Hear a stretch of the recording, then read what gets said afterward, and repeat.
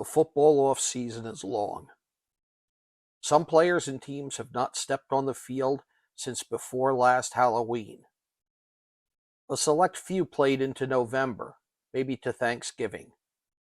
Even fewer, only the elite, have the privilege of stepping on the field in December. The rest have been watching from the sidelines since the middle of last fall. That long off season is a grind. Maybe a short rest, maybe a winter or spring sport, but for many it's cold, wet winter afternoons spent lifting weights and running. That continues into the spring and on into the summer. While others are off, those who love the gridiron are spending holidays and vacations preparing for a season still far in the future. Summer brings heat, humidity, and hard work as preparations shift into high gear. The rapidly dwindling days of summer vacation are spent in pads, running, catching, hitting, and sweating. Your friends are down the shore. You're doing up-downs on the practice field. The game of football is hard. Football is tough. Football is demanding.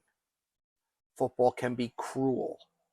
A bounce here costs a team. A misstep there leaves a player injured. And all those things make it special. Football requires sacrifice. Football requires dedication. Football requires discipline. There are so many other things a person could do. Other sports may offer more games and fewer practices. Maybe those workouts aren't as arduous. Maybe you don't feel those games when you wake up the next morning, and the morning after that, and the morning after that. Every fall, however, diverse groups of people come together to sacrifice, work hard, and keep each other disciplined in pursuit of a higher shared goal. Maybe this is the season that it all pays off. The payoff brings more sacrifice, more hard work, and more discipline. And many of those who can no longer play football would trade anything for a few more weeks of that, for another chance. Because there are rewards along the journey, like the time spent with friends you might never have met, the thrill of running out onto a field in front of hundreds or thousands of those who you see in the hallway and on the street, whipped into a frenzy over what you're about to do. The potential for the glory of holding a trophy aloft. With maybe 10 games each season, the best of the best, the four-year starters, get about 40 games of football for their high school careers.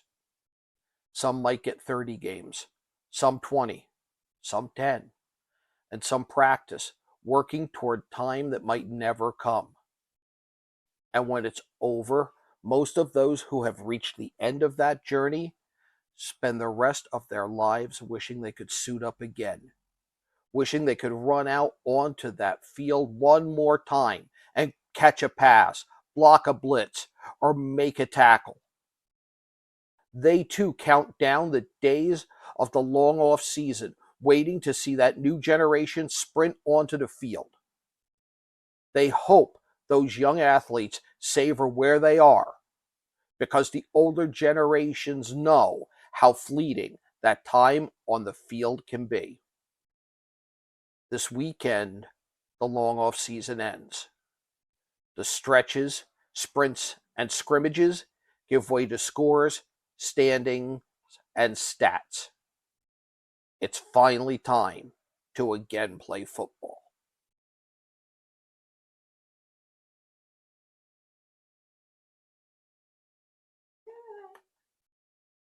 I can't get it to stop.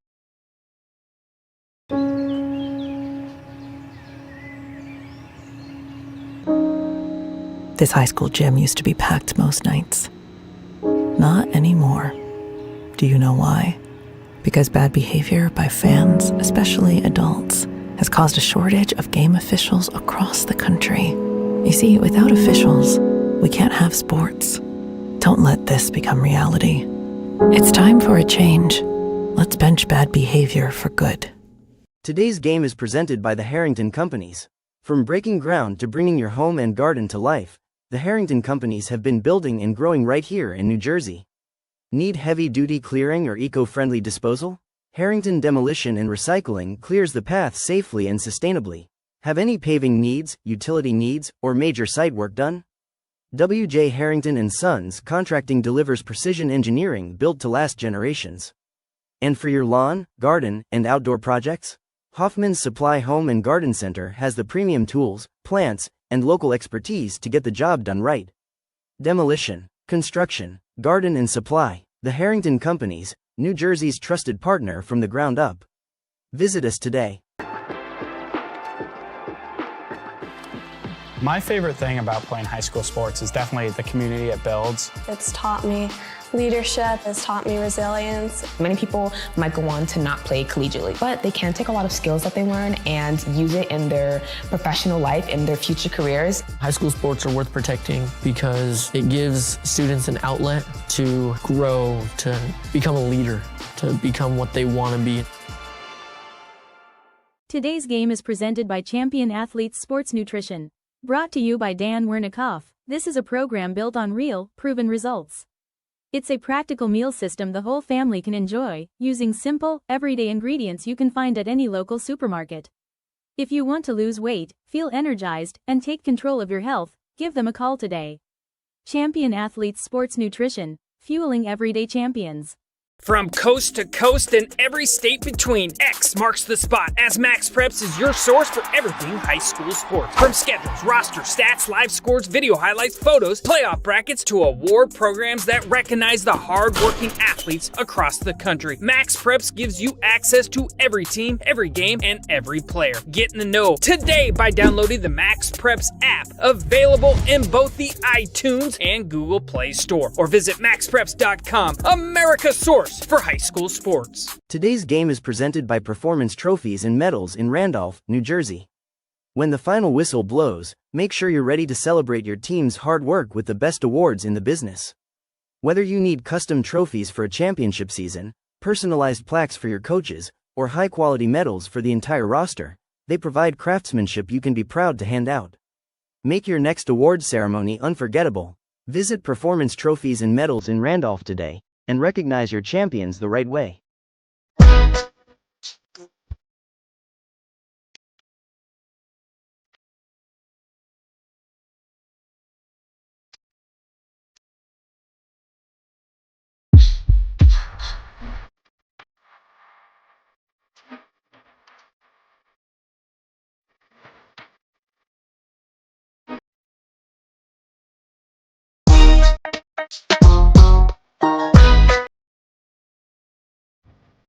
Want to reach passionate sports fans across New Jersey? Partner with the Garden State Athletic Network. We rely on local businesses to keep our high-quality live streams free for viewers. With both network and game sponsorships available, you can maximize your reach across the state or align your brand with a specific local team. Your investment directly showcases New Jersey student athletes to highly engaged communities. Support local sports today. Email sponsorships at gardenstateathleticnetwork.com. Call 973-738-3881, or scan the QR code on your screen. Thank you for your support.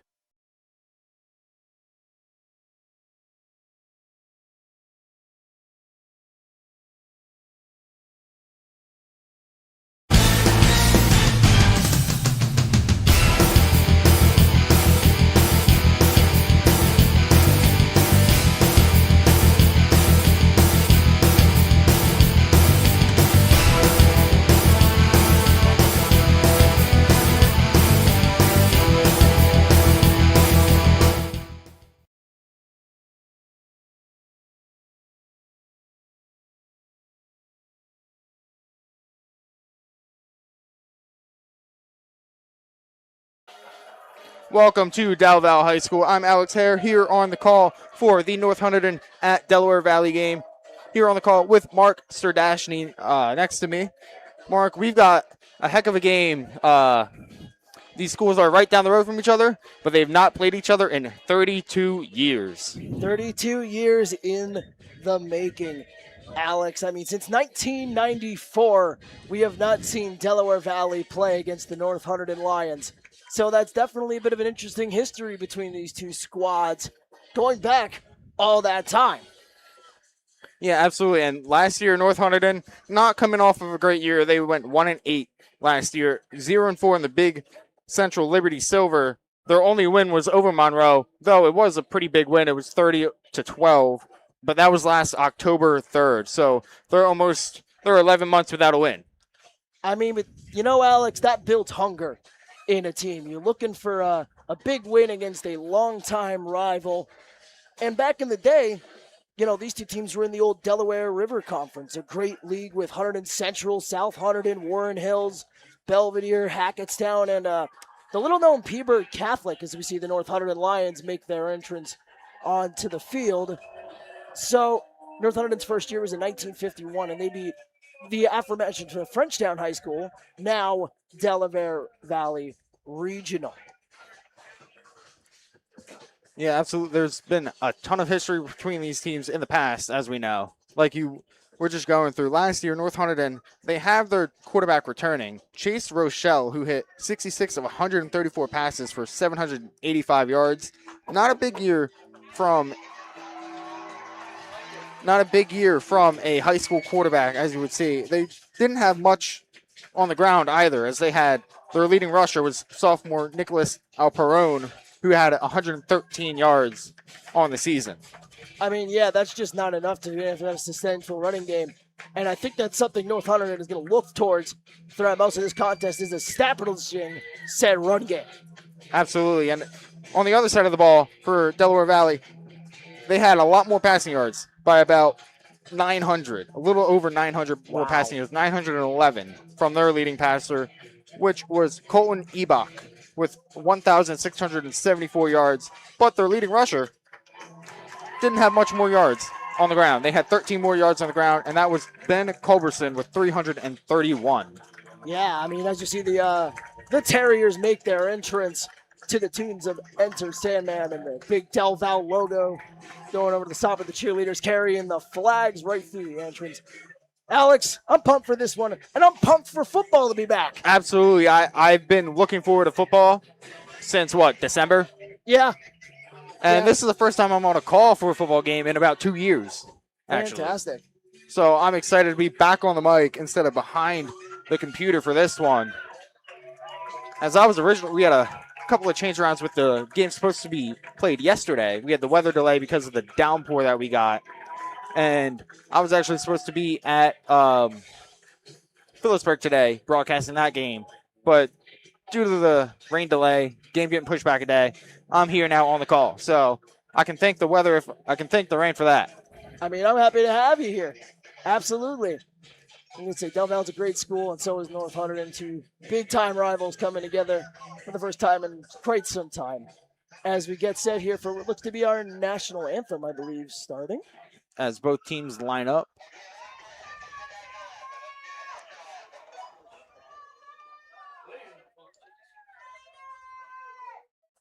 All right, ladies and gentlemen, while we have your attention, we ask you to please rise as a Del Val Jr., Mr. Christian Wheat, will sing our national anthem. And now for the national anthem.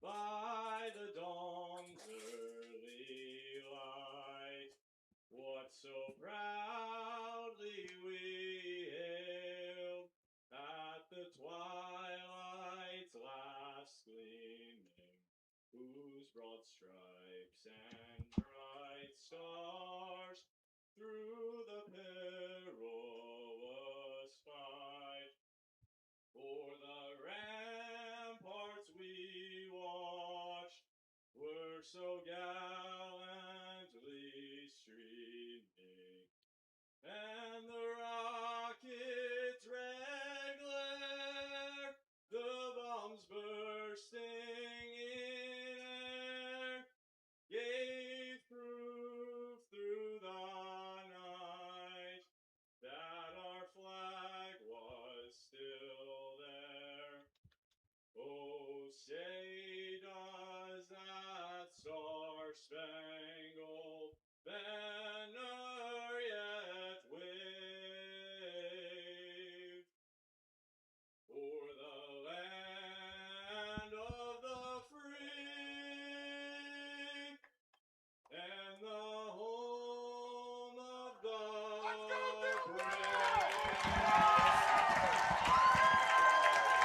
Lovely little rendition there, Alex. Absolutely.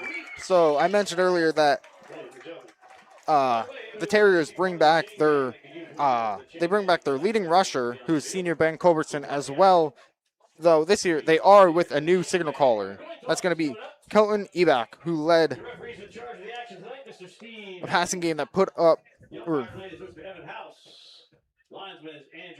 They put up a lot of yards there, Alex, last year. Exactly. Yeah, exactly. They put up 1,645 yards in the air last year, and their signal caller from last year is now playing lacrosse in college.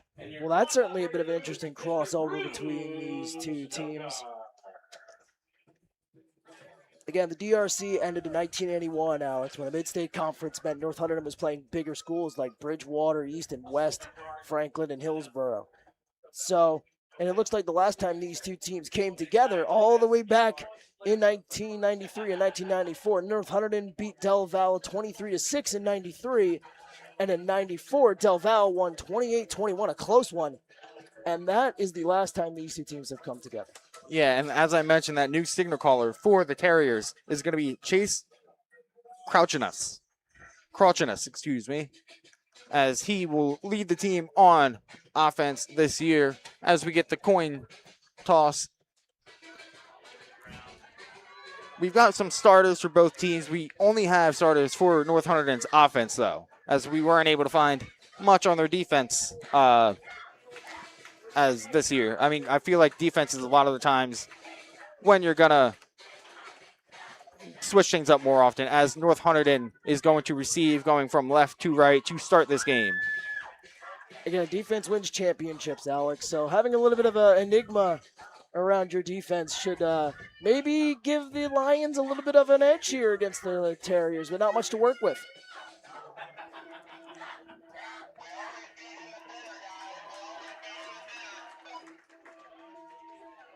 North Hunterdon's won the toss, elected to receive. Now, wow, skip. As we are looking at it, right to left. And it looks like kicking off for the Terriers is going to be number 16, Braden Costello. I believe he is returning from last year. Yes, he is, Alex. He was with this team last year. Well, the band is certainly ready. The Terriers are certainly ready. The Lions look ready. Alex, are you ready for some football? Absolutely, I am ready. Back to receive for North Hunterdon. That's Nicholas Alperone back there, alongside number 32, Matt Esposito.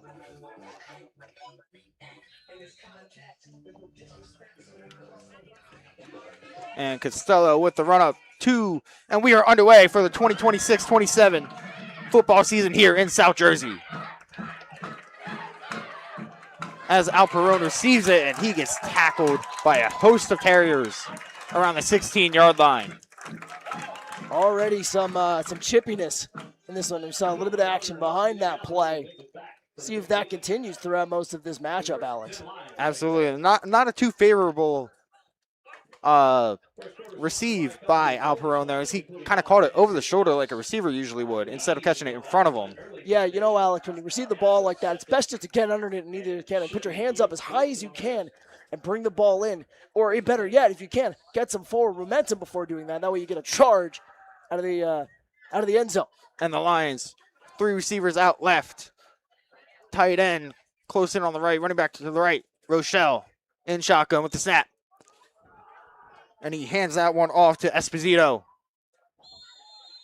as he'll search forward for about 4 yards, but a flag on the play. Already got our first laundry of the year.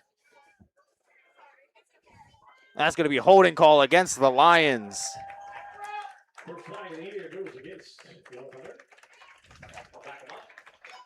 So they're going to go back from about the 20 back to the 10. Yep, 10-yard penalty on that one, but well, let's see. Looks like, okay, the holding call was at the 18-yard line, so they'll do half the distance to the goal there, I believe, because that looks like they're about the 9. 2 receivers out left. Split back on the right. Esposito receives a handoff from Rochelle, And he'll surge forward to about the 13-yard line this time. Second down. Alex, that was a solid little hold there made by the O-line. Getting some of the yards back there on the penalty, not all of them. Exactly. That was also a good job by, I believe it was number 11, Braden Picardo Lisak, to fill that hole quickly as he was on the outside there. Lined up at corner. Rochelle with a snap. That's going to be incomplete. A nice diving attempt there at the 30-yard line. That was Aaron Adar, the junior, the 6'3", 180-pound man, trying to make the dive there. Just could not reel it in. Good size on him for a high school player, being 6'3" at the receiver position, 180. It seems like he's got some speed and height to his advantage.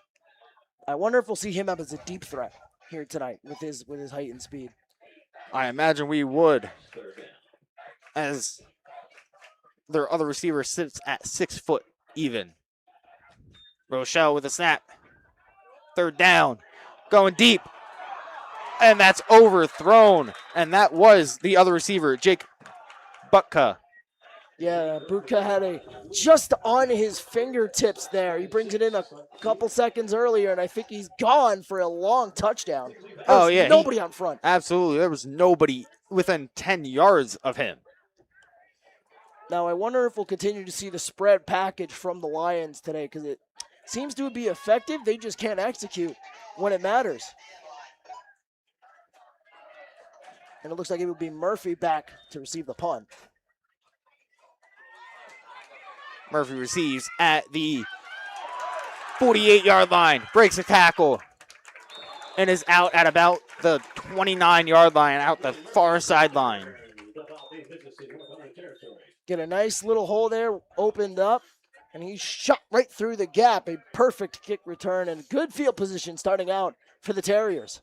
Yeah, especially a team that put up 1,600, almost 1,700 yards in the air last year. Only 330 odd yards on the ground, starting at the 29 of the Lions.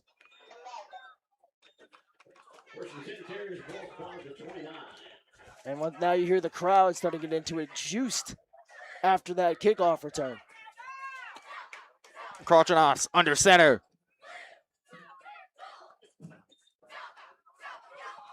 And he's going to hand that one off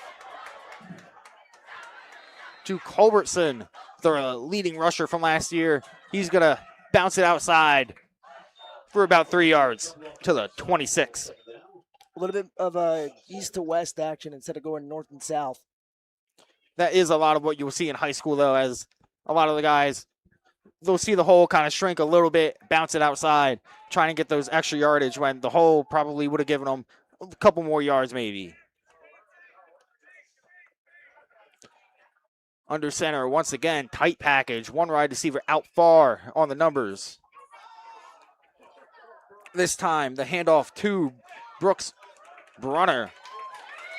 And he's going to get a good push from the help of his lineman. And let's see, going to be inches short, 3rd and inches. I want to say that's about half a foot maybe. Can't tell exactly from up here. Yeah, probably about half a foot. So far, no passing action from the Terriers thus far, despite putting up 1,300 more yards in the air than on the ground last year. Well, maybe they know they can beat North Hunterdon with the ground game this year. The QB sneak by Krochanos is going to be good for the first down at the 17, 18-yard line. Krochanos got lucky there. He dropped that ball, and he was lucky to just pick it up and kind of charge ahead. Regardless, though, it's a first down for the Terriers. 1st and 10 on the Lion, 18-yard line. First time we've seen shotgun from the Terriers.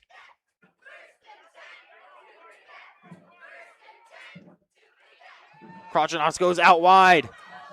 So split back. That was number 11, Picardo Lisak. Or excuse me, Liesk. Again, there we see some of the air raid coming from the Terriers. They're not much on that one, but we'll see if that continues. Yep, second down and 10.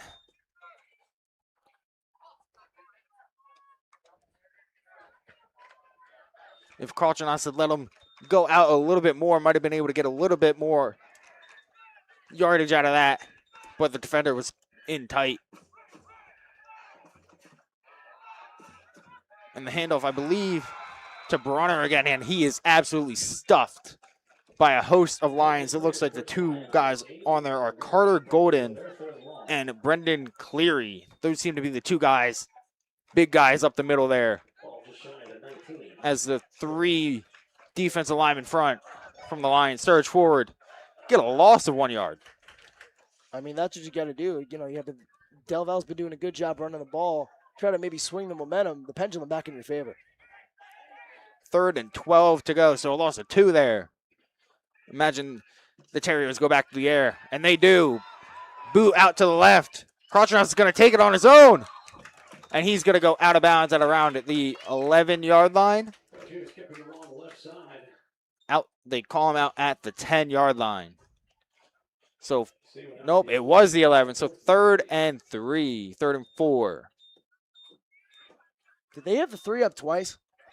Yep, I thought so. No, yep, we'll fourth be down. I am curious how aggressive head coach Ben Eibach is going to be in this game. They're going for it here. Oh, boy. Or, no, they're going for the kick. Yeah, I was going to say, I feel like in this situation, you get a nice solid drive, you take the 3 points. And that's going to be Costello for the opportunity for the field goal to get the 3-0 lead.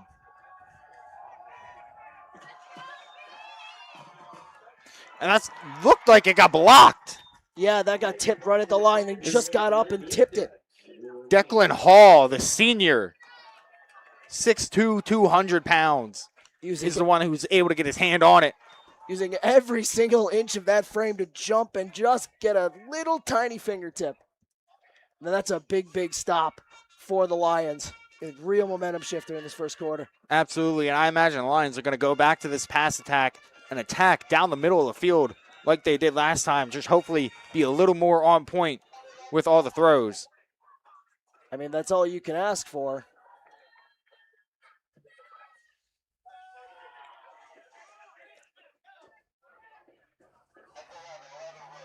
Rochelle once again in the gun with Esposito to his right on their own 11-yard line. Rochelle hands off to Esposito, able to find the edge and not break that last tackle to possibly break one big.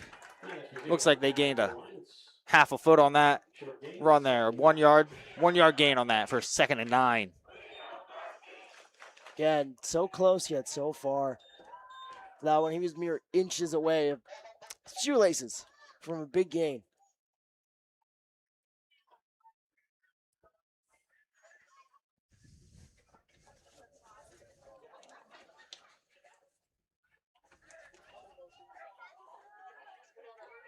Snap is handed off, and here they come down the wing.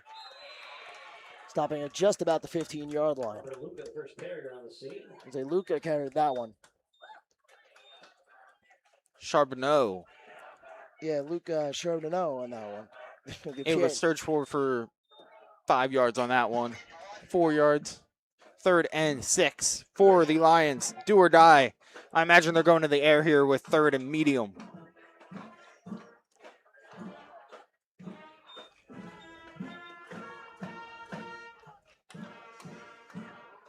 Once again in the gun. Haven't seen any under center from the Lions thus far. Though not many plays thus far. Rochelle steps back. Throws that one into the dirt. Might have been tipped by a Terrier. The ball definitely changed direction, so I imagine that's what happened. But again, another 3 and out for the Lions in their own territory. Eventually, Alex, the field position game is going to catch up to you. Oh, absolutely. That's one big thing with football is field position game. A lot of times you lose that, you lose the game big. Especially in high school.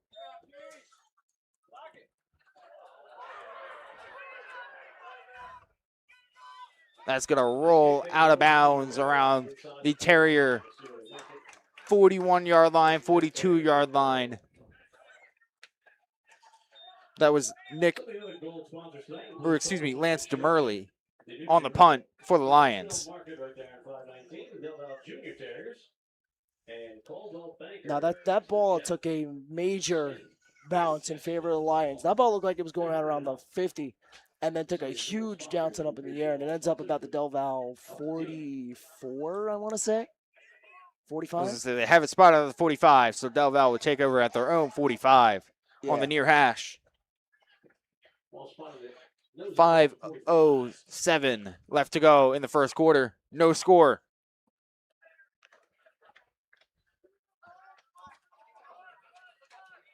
Again, two rival teams. The defensive battle is very much to be expected.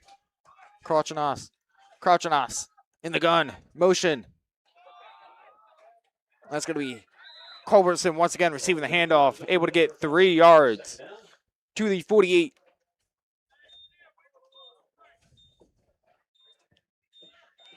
Again, neither team has really been able to establish a solid run game here. The really only breakout we've seen so far is that those initial couple of passes from the Lions. Both, unfortunately, just barely not call either off the fingertips or slipping through their hands. Well, those are the little mistakes you get in the first week of the season, in this week 0. And the Lions are going to stand Brunner up at the 48 for no gain. 3rd and 7. Again, just nothing going in the run game. I'm very curious to see if the mindset changes as the rest of this game goes on from either team, if we see a lot more in the air. The starting down lineman, 6'1", 215.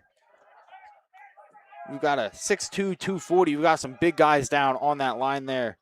5'11", 260. As Crouchonas takes a snap, drops back. And that was a great play. Over there, able to jump and get the tap. That was Matt Esposito, able to tip the ball away.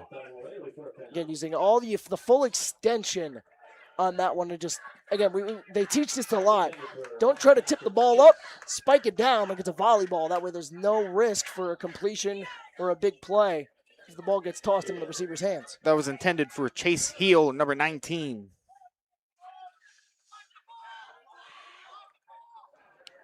And the Terriers going to punt for the first time today.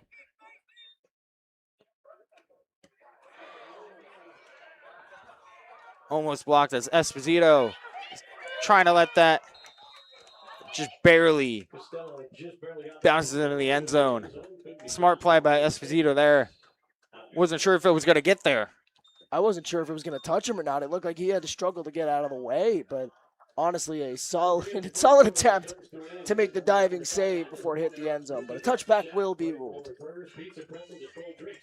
The Lions will take over at their own 20, so better starting field position than they did last time, except not much better, only a couple of yards. Again, a field position game has been the main storyline in this one for both teams, with Del Val absolutely dominating in that fashion.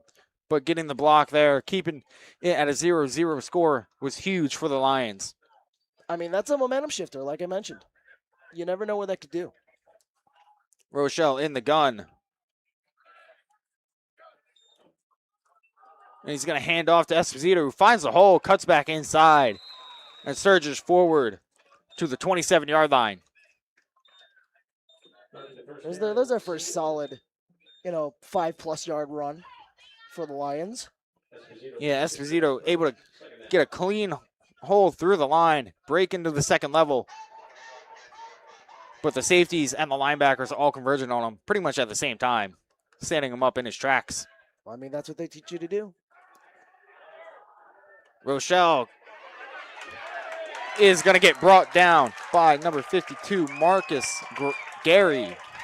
He's going to get a sack for the year, his first one of the season, as they're going to be back to 3rd and 10. Again, just broke right through the offensive line.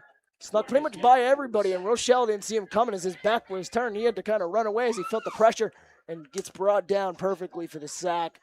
And for the Lions, you didn't need that at all. Yeah, that's the momentum killer of the drive right there for sure. But we have seen a successful pass game, at least successful. The wide receivers being able to be schemed open as Rochelle drops back.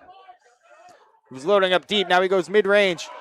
That's not going to be brought in by Butka. Once again, not able to catch it downfield. A little bit of 5-on-5 action there. Both number 5s coming together as the play is broken up. That's Butka and the quarterback, Krishunas.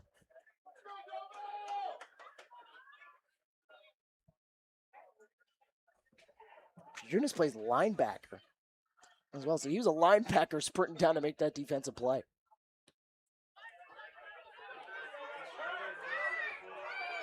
And the punt from Charbonneau, or excuse me, no, from DeMurley is going to be down at the Terrier 41-yard line, they're going to call it. 2 minutes to go in the first.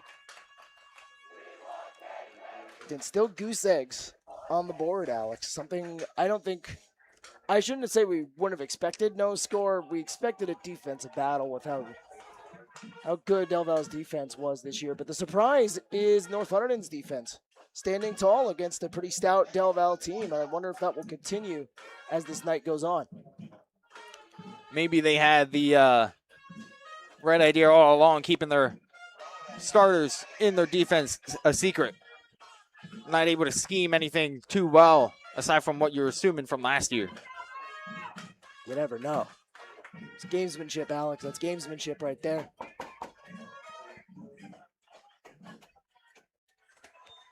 It takes the snap, and it's tossed out to the right.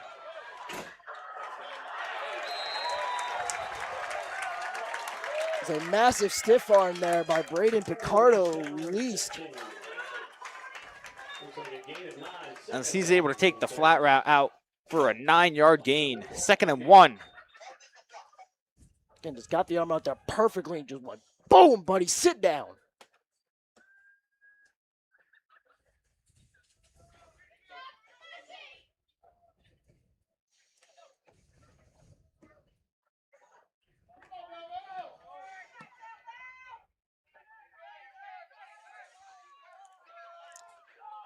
Rochelle in the gun. Running back behind him and one in front. As he's going to hand off.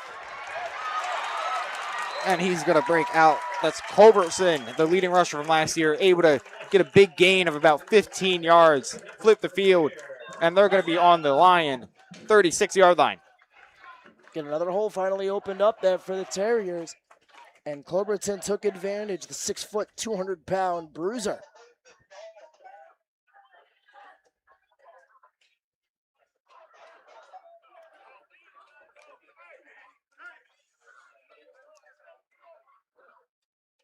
Under center for Rochelle this time. Haven't seen it since the first drive of the game for them, as they're going to call a timeout. Terriers call a timeout, not liking what they're seeing from the Lions on defense.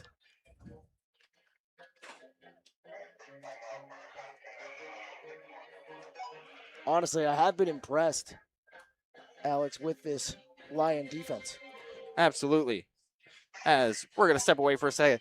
Do you want to become a sponsor for any and all games that we broadcast this season? You can become a sponsor. We have multiple packages, one-game packages, packages for a defensive play of the game, anything that you want. You can call at 973-738-3881, or you can email at sponsorships@gardenstateathleticnetwork.com, or even better, you can scan the QR code on your screen right now. It'll take you right to where you need to go to learn more about all of our sponsorship opportunities. I mean, Alex, we make the sponsors here the stars of the show, you know? Absolutely. That's our main goal, other than sponsoring or other than making the stars of the game. The stars of the game take first priority, but anytime there's a break in action, you're going to be right there on the screen for everyone to see. As Rochelle under gun pitches it to Brunner, who's going to get a nice 6-yard gain up to the 29-yard line of the Lions. Again, right near that, the Believe logo there in the paw print. The Terriers coming off of a 6-4 season last year, looking to make a big difference in record change, at least this year, starting with North Hunterdon. Rochelle in the gun.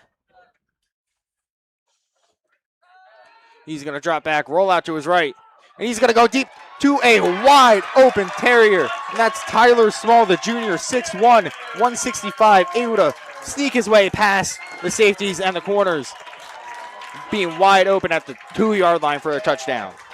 Goodness gracious, nobody even close to him on that one as we get the second look at it, maybe.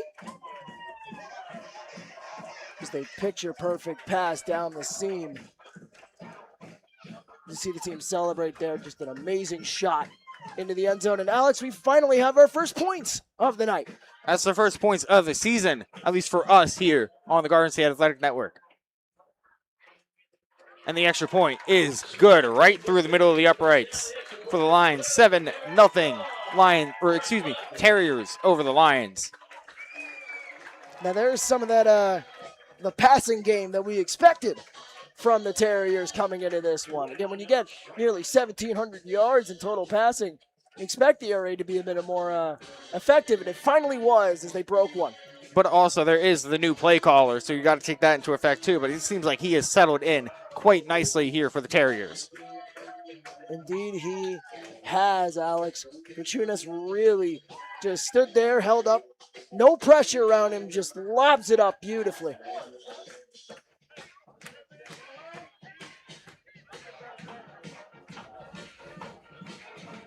As Costello drops back for his kick.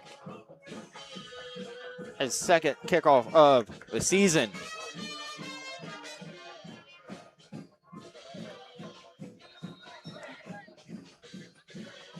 I mean, when you get a guy that wide open, the kick is made. As Costello boots it down to about the Lion 10-yard line.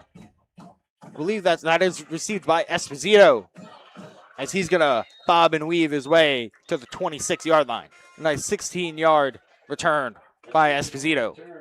As I was saying, Alex, when you get a man that wide open, the band might as well start playing already at that point. Absolutely.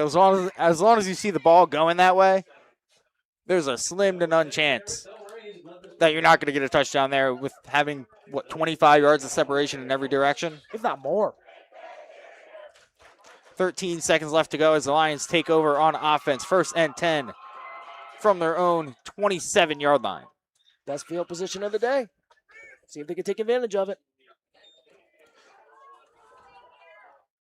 Rochelle with the handoff. That was to Esposito, who gets stood up by the stout Terrier defense.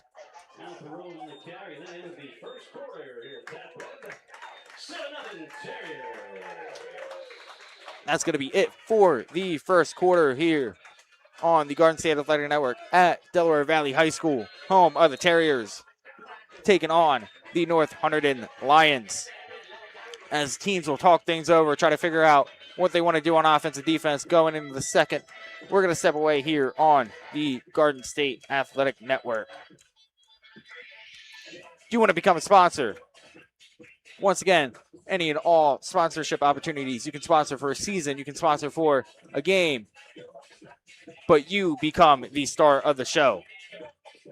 You can scan the QR code on your screen right now if you want to learn more, or if you're already interested in being a sponsor. You can call us at 973-738-3881, or you can email at sponsorships@GardenStateAthleticNetwork.com.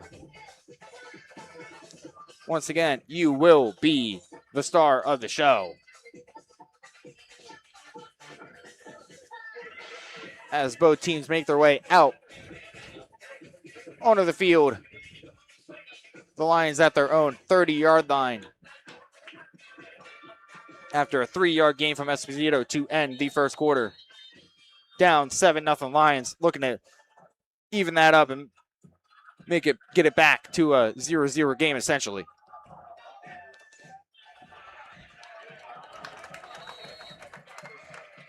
Well, that, Alex, not exactly going to help. It's number 16, Charbonneau on that carry. Gains only a couple. He was almost caught in the backfield there by a Terrier. Able to split the gap through the offensive lineman, but Charbonneau was just barely able to get by.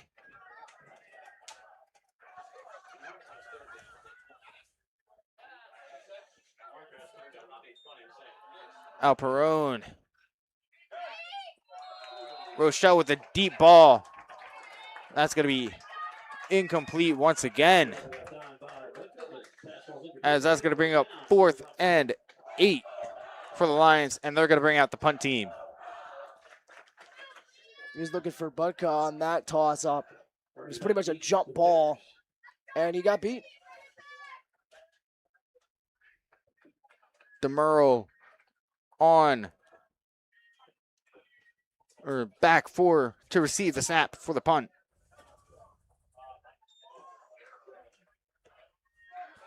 He's going to boot it down the field. That's going to go out of bounds at about the Terrier 43-yard line.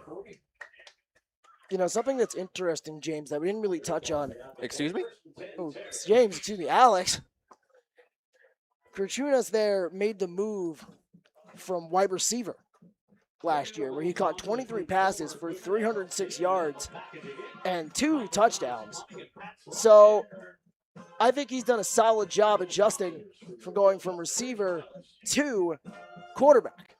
Yeah, so far, a lot of his passes have been on point.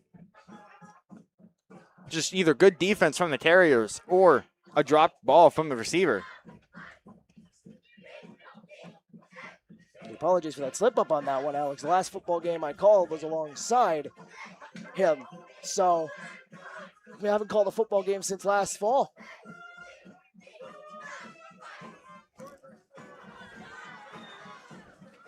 Cartrunas out to his left, rolling. He's going to take it on his own. Wide open space.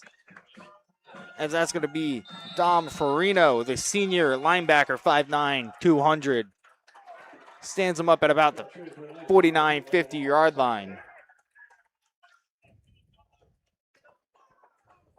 I mean, I feel like if you're Coach C.J. Robinson for the Lions, you got to make some kind of adjustment because the run game is finally starting to get away from you for the Lions. See if they will press the box a little bit more.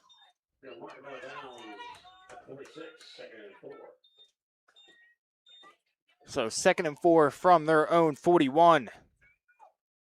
Carl Trunas was stood up at the 41.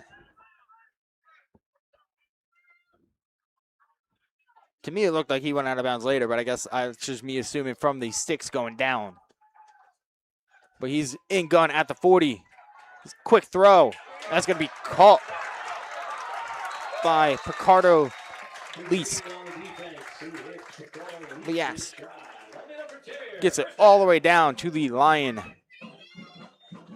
34-yard line. Now that ball was a little behind him, Alex. He had to almost do a 360 to go around and catch that ball.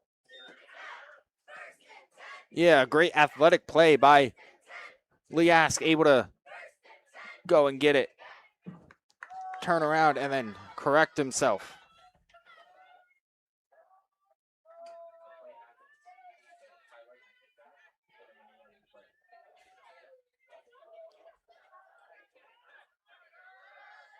He just takes the snap, throws it over the side. Once again, that's going to be stood up by the corner and running back, Esposito. Yeah, Picardo Liask again in the flat. That seems to be Kerchuna's favorite target tonight. Yeah, I imagine at the 6'1", 210 wide receiver who's been a lot of times in the slot. Sometimes you see that where they put one of the taller guys in the slot. That way they can jump up and grab the short little out routes and stuff like that. Carl Trunas in the gun once again. He's going to hand it off as that's going to be Culberson stood up for a loss of 2 yards. I believe, yes, that was Cleary, the junior defensive lineman, pushed him back a significant amount, but forward progress gives him no gain. And they just kept going.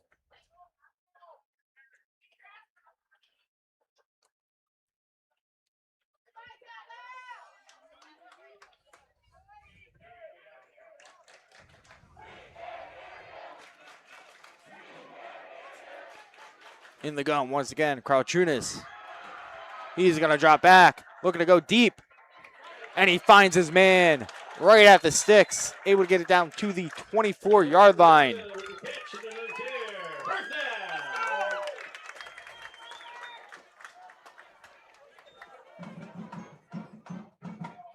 Not too sure who was able to make that catch. It looks like, though, it was Samson. No, that wouldn't be him. It would not be Samson Clifford, the freshman quarterback. Regardless, Alex, it was a solid touch pass right over, and it leads to a Terrier first down. I believe it was Robert Aluka, the junior wide receiver, 5'8", 140. Looks about right. Able to make the catch over there at the numbers.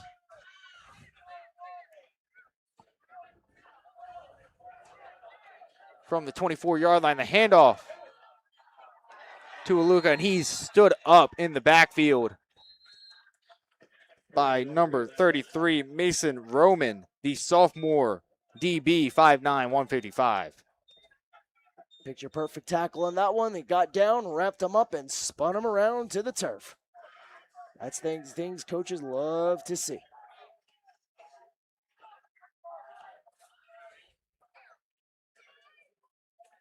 Second and 12 for the Terriers down on the 26-yard line of the Lions. 6:50 and counting left to go in the second quarter. Rochelle drops back, Krauchunas drops back, finds his man. That's going to be number 19, Heel. Able to get it up to the 19-yard line, number 19 to 19. He did a good job breaking a few tackles, did Heel, just inching ever closer to the first down. Big third down coming up here, Alex. Now, do we think the Terriers go for it? Or, excuse me, if they go for a field goal, if they don't convert here? I would imagine probably not. I'd imagine head coach Ben Eibach and the other assistants are probably going to be aggressive like you'd expect from this. Like in a high school kick, as we get a timeout called by the Terriers, their second. That's going to be called, actually, by the Lions. Oh, the Lions? The ref pointed that way. And from our angle, he pointed to the left. So maybe a bit of miscommunication there from the refs because it's close ref to me. I thought I saw pointing to our right. Yeah. I thought the same thing. And yes, it was the Lions. They just changed the score clock on there, so it's 2 timeouts for each team. And once again, do you want to become a sponsor? All sponsorships are available for the Garden State Athletic Network. You can do one game. You can do the whole season. You can do multiple sports. You can scan the QR code on your screen now for more information, or you can learn more by calling us at 973-738-3881, or you can email sponsorships at GardenStateAthleticNetwork.com for more information. You will be the star of the show as a Garden State sponsor. And as both teams line up, the Lions not liking what they saw from the Terriers on offense. They're wanting to change things up a little bit, stop the momentum a little bit maybe. I mean, I think the Lions, are on their heels a little bit. Usually we see dogs healing and going, but it's the Lions on that this time.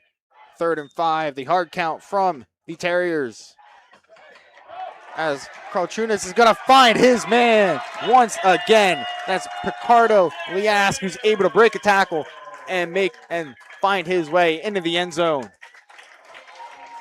Like you said, Picardo Liask just trucked his man and snuck it into the end zone, but this one's going to come back, it looks like. There. We'll see what the call is. Good eye there. I did not see that flag on the far side of the field. Crowd certainly doesn't like it. And now the crowd from North Hunterdon across the way is chanting, "You can't do that," which clearly you cannot. And a pretty big crowd from North Hunterdon, though. They are right down the road, so I'd imagine so for the first game of the season.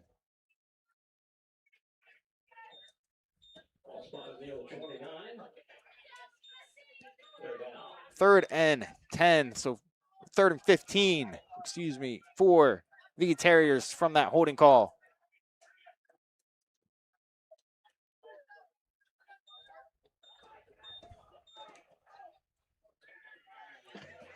Got another spread set here from the Terriers.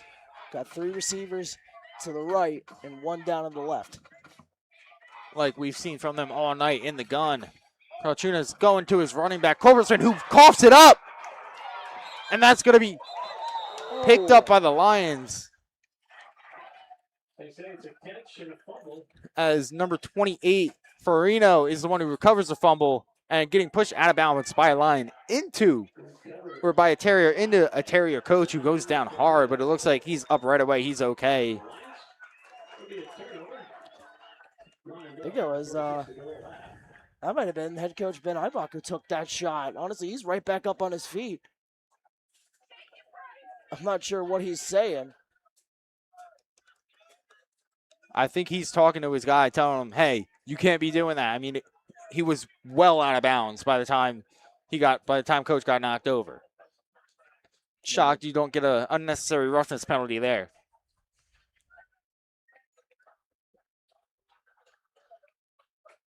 Well, now North Hunterdon with possession of the ball. As the handoff is able to get a couple yards. 2nd and 8. That was Esposito on the carry. Alex, what I don't understand is why the Lions are so afraid to throw the ball again. It was so, we can't say effective because the balls weren't caught. But it was there. Yeah, but it was there. I don't understand why they should try and do that again because clearly there's a, and as we say. Rochelle going deep, a little bit underthrown. Shocked. That was intended for number 2, Aaron Adair.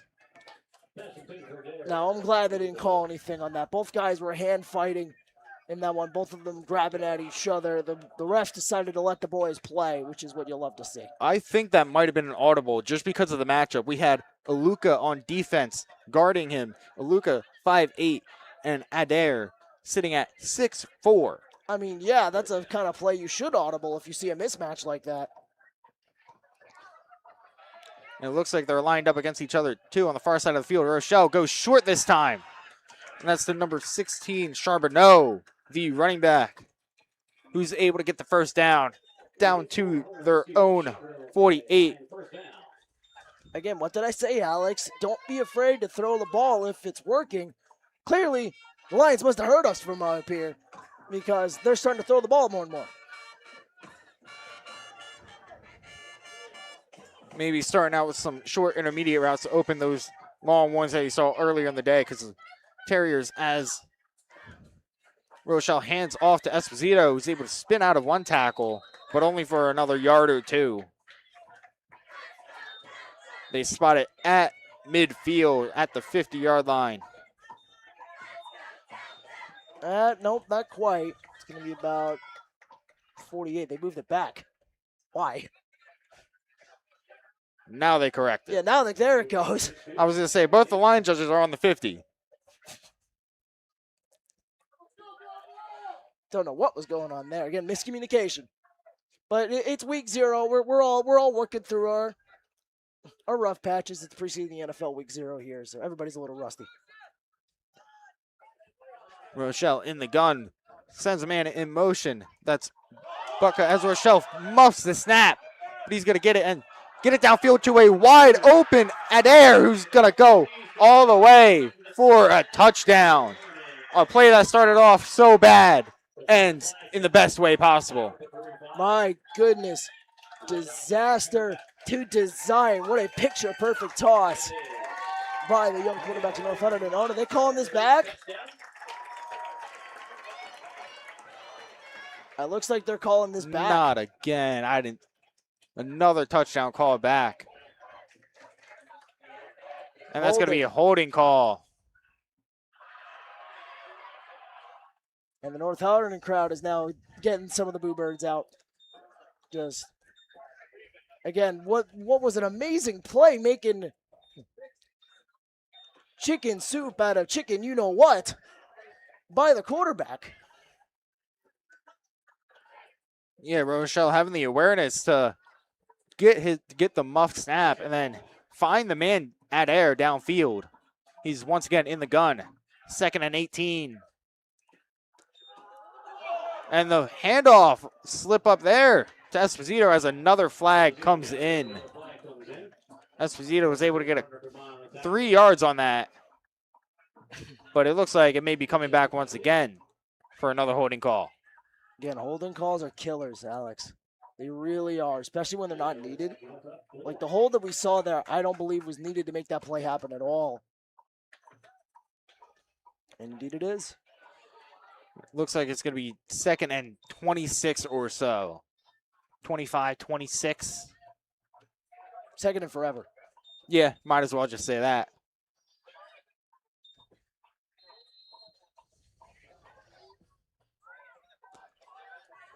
As it will be 2nd and 26 from their own 26. I'm with you in that, Alex. I wish that play would have stood. That was an awesome play. As Rochelle takes the snap and hands off to Esposito once again, who's able to find the hole out wide and get a nice gain of 10 yards to make it 3rd and 16. Still 3rd and long here, Alex, but it's a lot more manageable than 3rd and 26. 3rd and 16, 17, they say. It's a gain about 9 with 2 minutes 48 left to go in the first half. And depending on the time, if it gets to 4th and medium, I think you go for it here. You'd be on their side of the 50. Agreed. Rochelle back to take the snap. Drops back, and he's going deep. That's going to be to Hare, I believe. No, Hare is on this side of the field, but incomplete nonetheless. 4th and 17. Just out of the reach.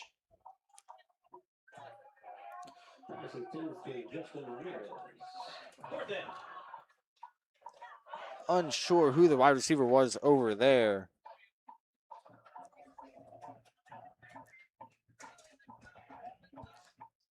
Regardless, it was a good defensive play there by the Terriers. As the punt from DeMurrell gets all the way down to the 20-yard line of the Terriers. And the return is going to be stopped at the 27-yard line. 2:14 to go. So, again, the gang tackle you saw there on that return. All the gunners coming down and storming the receiver. Yeah, 73 yards to go. 2:14 to do it. Can the Terriers do it? I mean, both teams have had a little bit lacking secondary, especially on the safety side. I agree, Alex. I mean, I feel like the way both these teams are going to get the points racked up is through the middle of the field. The safeties really haven't been there, whether it's a breakaway run or a long pass.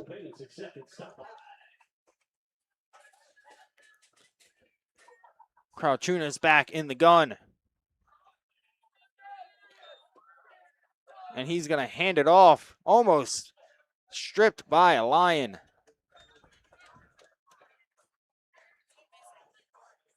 It's almost a bit of a bump and run technique there. He took the hit and bounced off and used the momentum. That was Brunner on the carry.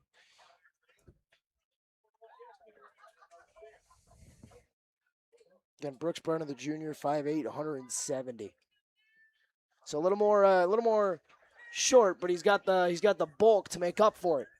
Crouchuna is back. And he finds his man, Small, who gets leveled. He was stopped by number 45, Levi Hodkinson, but he was absolutely leveled by Stephen Prodney. Sometimes you got to take the hit to make the play. Kyle Chunas back at the gun, 122 and counting. He's going to roll out to his left and go deep. And looks like a bit of miscommunication there from him and his receiver, Liam Murphy, downfield. Again, that's where the week 0 blues, I like to say, come in a little bit, where you get the little miscommunications where maybe a few weeks into the season, we'd see that play get made. Absolutely. Murphy going more upfield. But it looked like Crouchunas was looking at more across the field at that point down the field. 1:13. Clock stopped due to incompletion. 2nd and 10 from the Terrier 39. Tight formation from the Terriers. Crouchunas motions. And he's going to hand it off. And that word goes to nowhere in particular. And that was Culbertson, their leading rusher from a season ago, on the carry there. Stopped at the line of scrimmage by half of the Lions on the field. Yeah, we mentioned that he was a leading rusher last year, but we haven't seen any of that breakaway speed that we saw last year with the Terriers. Crouchunas, quick throw over the middle, and that's going to be dropped by Picardo Liask. Alex, I feel like everybody's got butterfingers today. We've seen a few almost fumbles. We've seen a lot of drop passes. I understand Spider-Man Brand New Day just came out, but everybody's eating a little too much of the popcorn. As the Terriers will line up to punt. Costello back to receive the snap.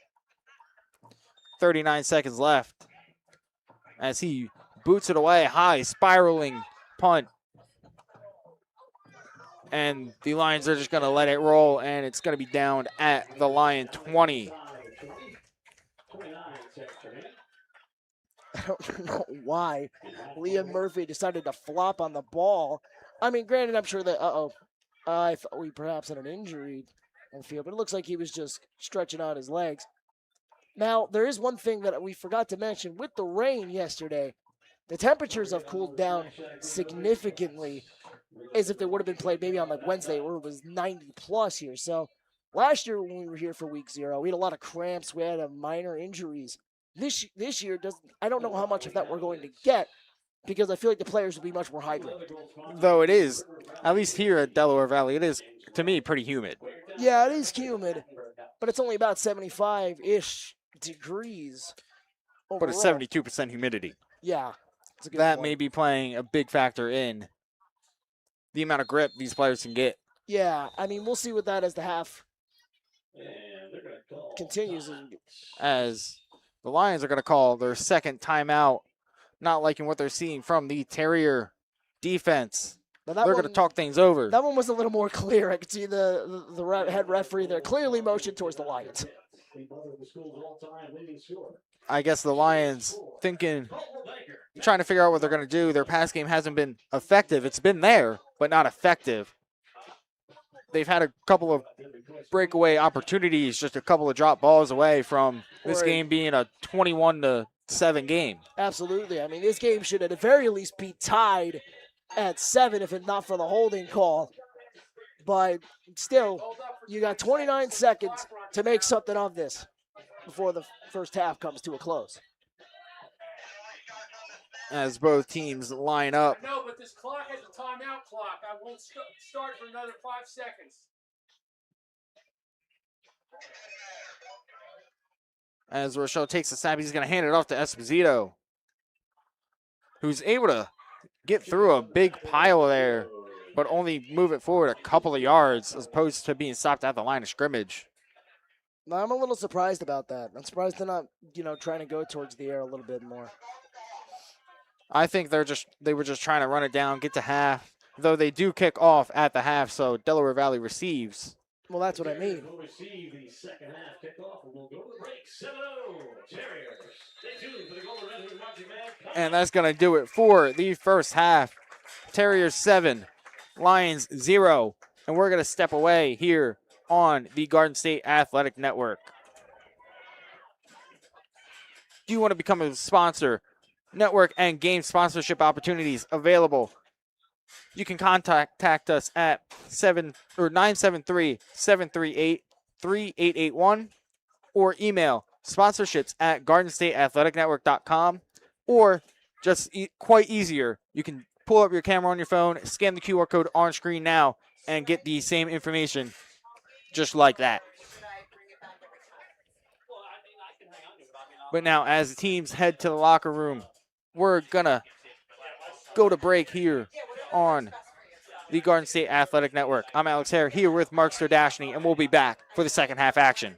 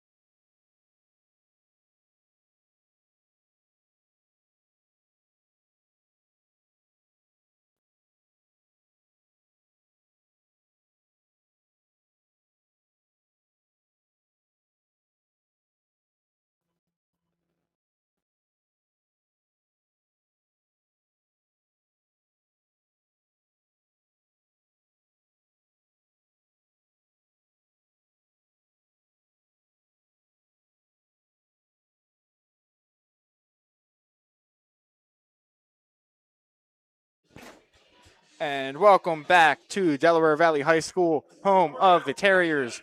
They're hosting the North Hunterdon Lions. We're currently at a 7-0 game with the Terriers leading. Mark, what did you see in that first half from each team? Well, Alex, first off, field position game. Del Val has been absolutely dominating in that aspect. I think North Hunterdon only got across the 50 once in that whole first half. So the defense for the Terriers looking stout and looking strong. However, on the flip side of that, the Lions currently hold the turnover battle victory, 1-0. That was the one fumble, and they couldn't capitalize on it. And that's due to a pass game that's been there. It's been close, but just bad execution, not being able to reel in the passes thrown by their quarterback. Speaking of quarterbacks, Trachunas looks great as a new quarterback transferring over from wide receiver last season. As we mentioned, he caught 23 passes for 306 yards and got him 2 touchdowns. And Patardo Leask has been his leading target. We saw a touchdown got called back, but he's been up, down, all around, all over the field in this one. And another major negative for North Hunterdon that's really been costing them in this game is penalties. 2 crucial penalties that called back major plays, major drive momentum swingers. And this one, the called back touchdown, which started with a fumble. That was an amazing play. It's a shame they got called back. But North Hunterdon just can't get that out of its own way. Yeah, absolutely. And right before kickoff here, real quick, while North Hunterdon lines up, let's see that out-of-town scoreboard for all of our GSAN broadcasts tonight. Well, at the half, Alex, Brick Memorial currently leads Wall Township 28-3. Scary number there if you're a Falcons fan. 36-0. Warren Hills leads over the Voorhees Vikings. So absolute bit of a cakewalk there for the Blue Streaks. And on Phillipsburg, New Jersey, over at Maloney Stadium, Phillipsburg and Parkland, the one from Pennsylvania, are currently tied at 7 apiece. So drama in New Jersey, for sure. As DeMuro raises his hand, signaling he's ready, he's got the boot. And the receiver is number 13, Liam Murphy, for the Terriers. As he finds a hole, is able to get out to the... Oh, he breaks a couple tackles to get through there. Some wizardry happened there, able to get to the 29-yard line, where he was originally stopped at about the 24, so an extra 5 yards for him there on the return. Wizardry is right, looking like Houdini. How did he get out of that? And once again, Katrina's will take the reins for this offense. Number 5 back there, probably going to be in the gun. Haven't seen him under center much. Haven't seen either quarterback under center much, aside from the first drive for North Hunterdon. And yep, he is in the gun. 2 wide receivers out each way. Running back to his right.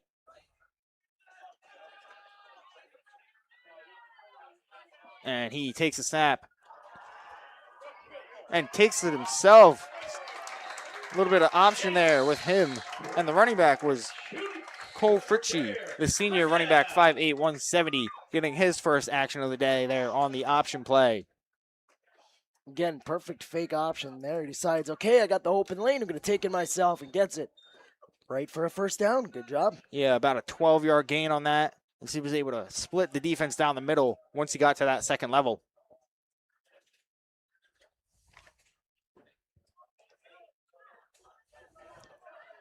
Once again, in the gun. Tight formation, bunch formation on the right.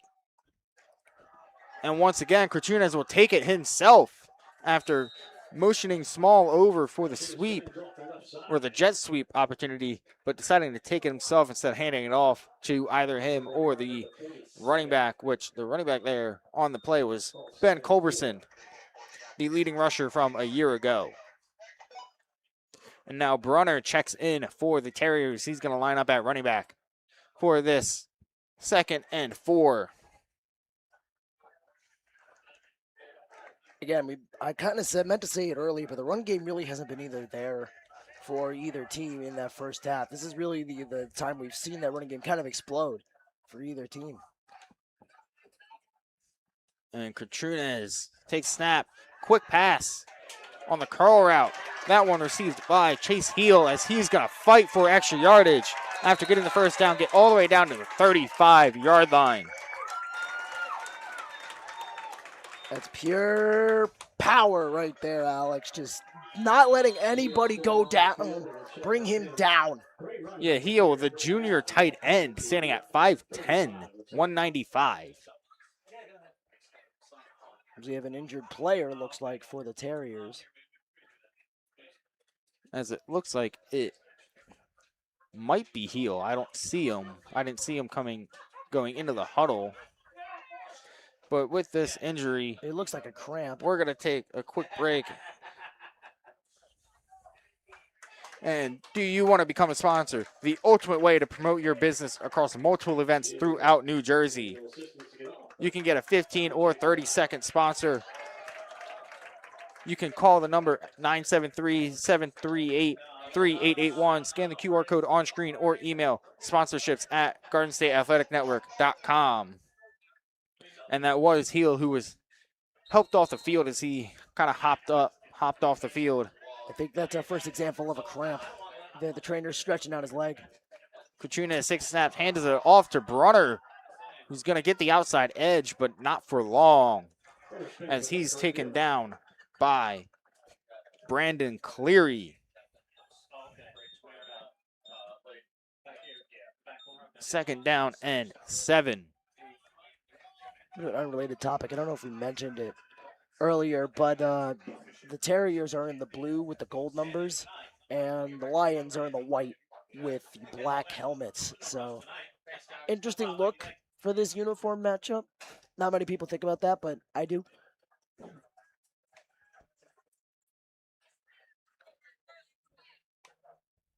One more bunch set on the far side of the field. Motion's over, and that's going to be a handoff to Culberson, who has a huge hole and is able to scamper for the first down to the 23-yard line. Again, wide open, gaping hole right there for him. Good job by that offensive line of the Terriers. The run game after halftime, coming right out of halftime, able to get going in a big way for the Terriers here as Fritchie subs in once again. He's going to line up right behind Krachunas, once again in gun. He's going to hand it off to Fritchie, who's going to find the small hole and barrel through a Lion defender for a gain of about 8. Looks like we have another injury timeout here. Yeah, Frisch, the 5'8", 170 running back, able to get through a lot of the smaller holes, has that breakaway speed that we haven't seen from either team really all that much here. He lowered his shoulder perfectly and just trucked the defender. Just like you said, barreling him over, a la Brandon Jacobs of the New York Giants fame.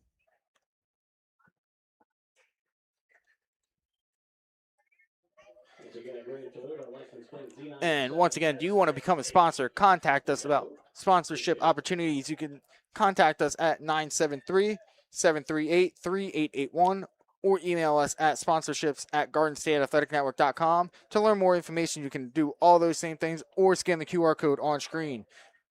Sponsorships include your business name and a link to your website included in the description of all live stream watch pages. Your business logo listed on our website. You can sponsor a specific feature on all Garden State Athletic Network or Garden State High School wrestling streams, such as an instant replay, stats, scoring, post-game social media interviews, etc. You can get a 15 or 30 to 30-second advertisement block on all sports streams on the Garden State Athletic Network, high school wrestling YouTube channel, as well as the Garden State Athletic Network.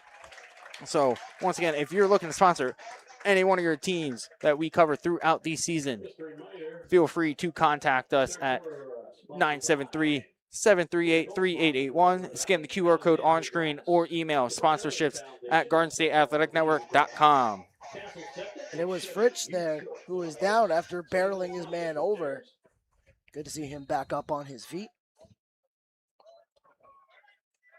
And Carchuna's back in gun once again. Culberson gets the handoff, lined up behind him, and is stood up for a gain of maybe a yard. Looks like it might have been 2. I think they gave him forward progress on that, Alex. Just a little bit. And the Terriers really switching out their running backs here about pretty much every play. It's either Brunner, Culberson, or Frisch in there. Well, it's to keep the fresh legs on. But neither has stayed more than one play, seems like, coming out of the half. Brunner in there right now, lined up behind Carchuna's 3 wide receivers out left. And the motion, it's going to hand off to the jet sweep this time. And that's Picardo Lias who's going to dive in for the touchdown. And taking another look at that play, Picardo Lias getting the handoff and fighting through a couple of Lions to be able to lunge for the end zone. Extra impressive there by him. Absolutely. I mean, that's not many times you see a high school player carry 1 or 2 guys pretty much into the end zone. Picardo Lias sitting at 6'1", 210, the tight end, the senior, making this a 13-0 game out of half with 7:30 to go. Costello on the kick. And that's good. Right through the uprights. I mean, we mentioned Alex. Now North Hunterdon was going to get, Del Val was going to get the ball right after halftime, and North Hunterdon wasn't aggressive at all, and they kind of shot themselves in the foot doing that.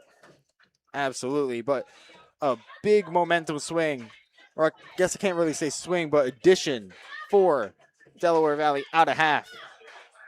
And as teams talk things over and get ready,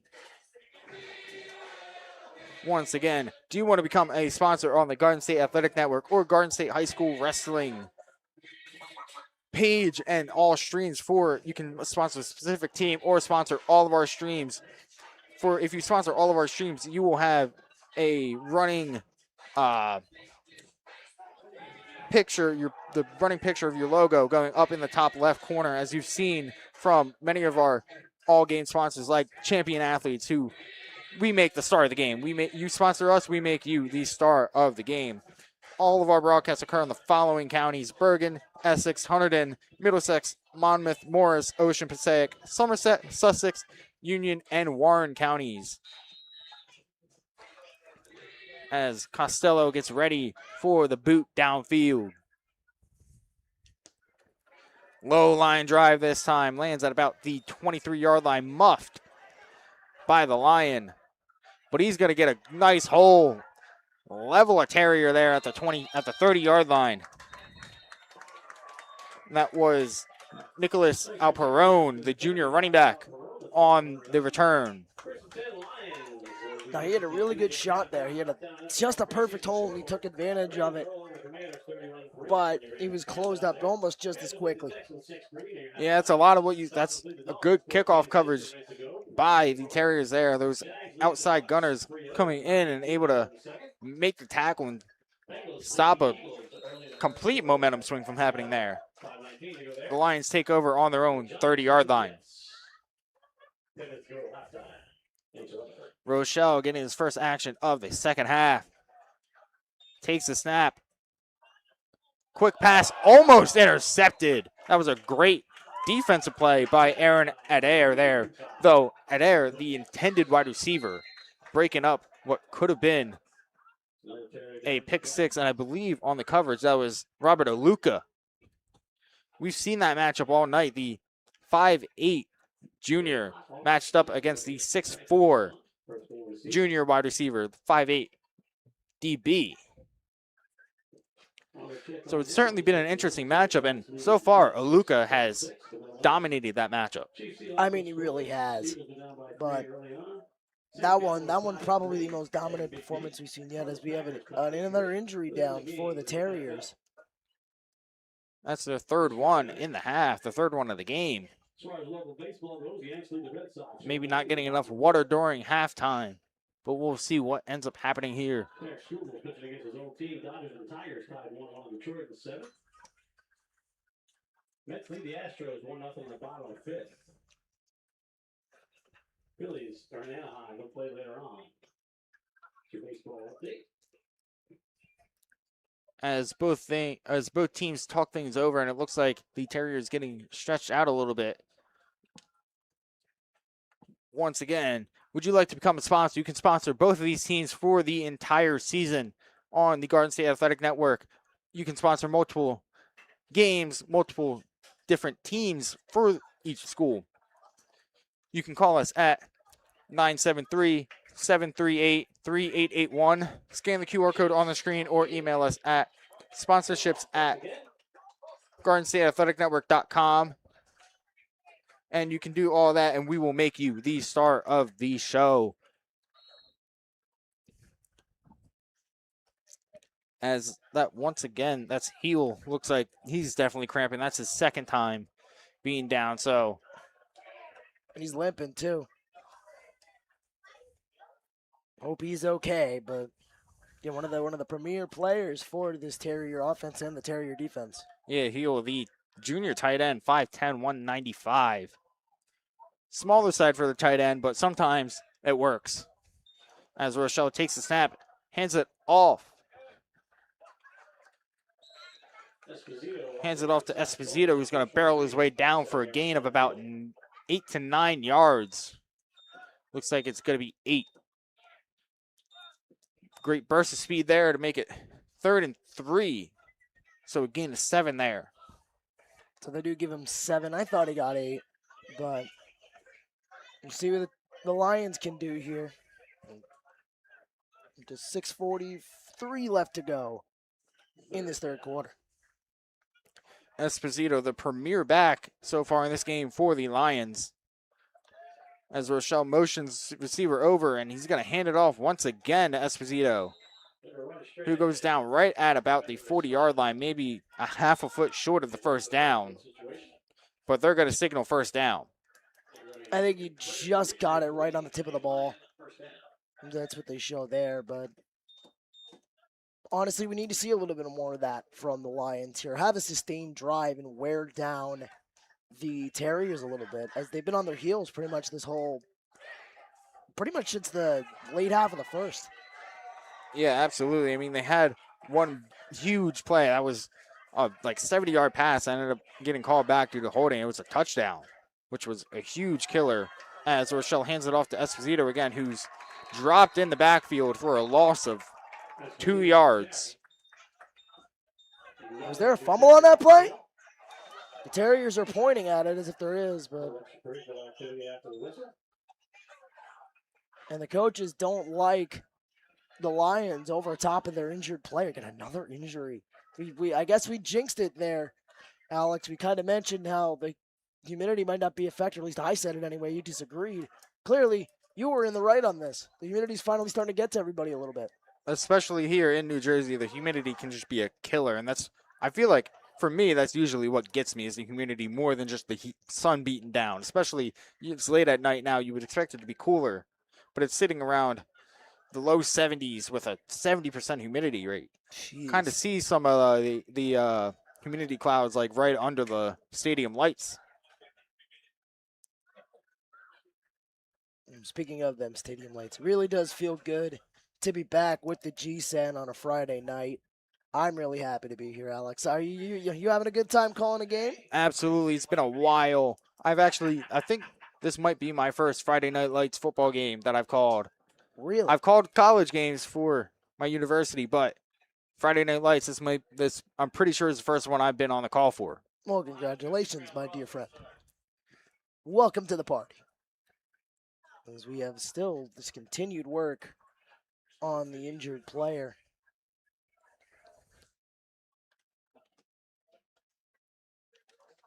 Can you just get the Del Val huddle?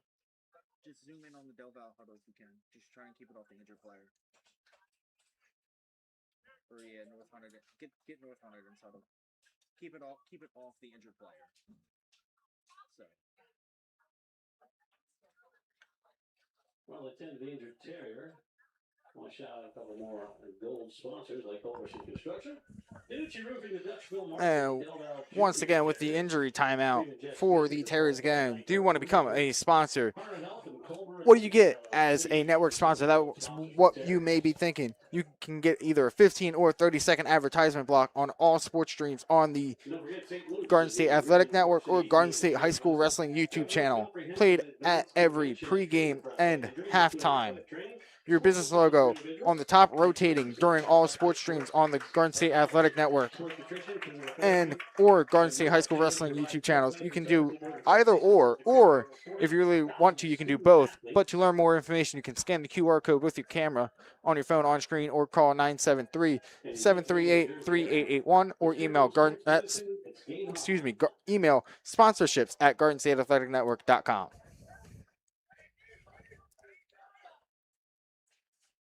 And Rochelle, once again, 2nd and 11, lining up for the Lions. Rochelle in the gun. Terriers look like they're going to be sending some pressure.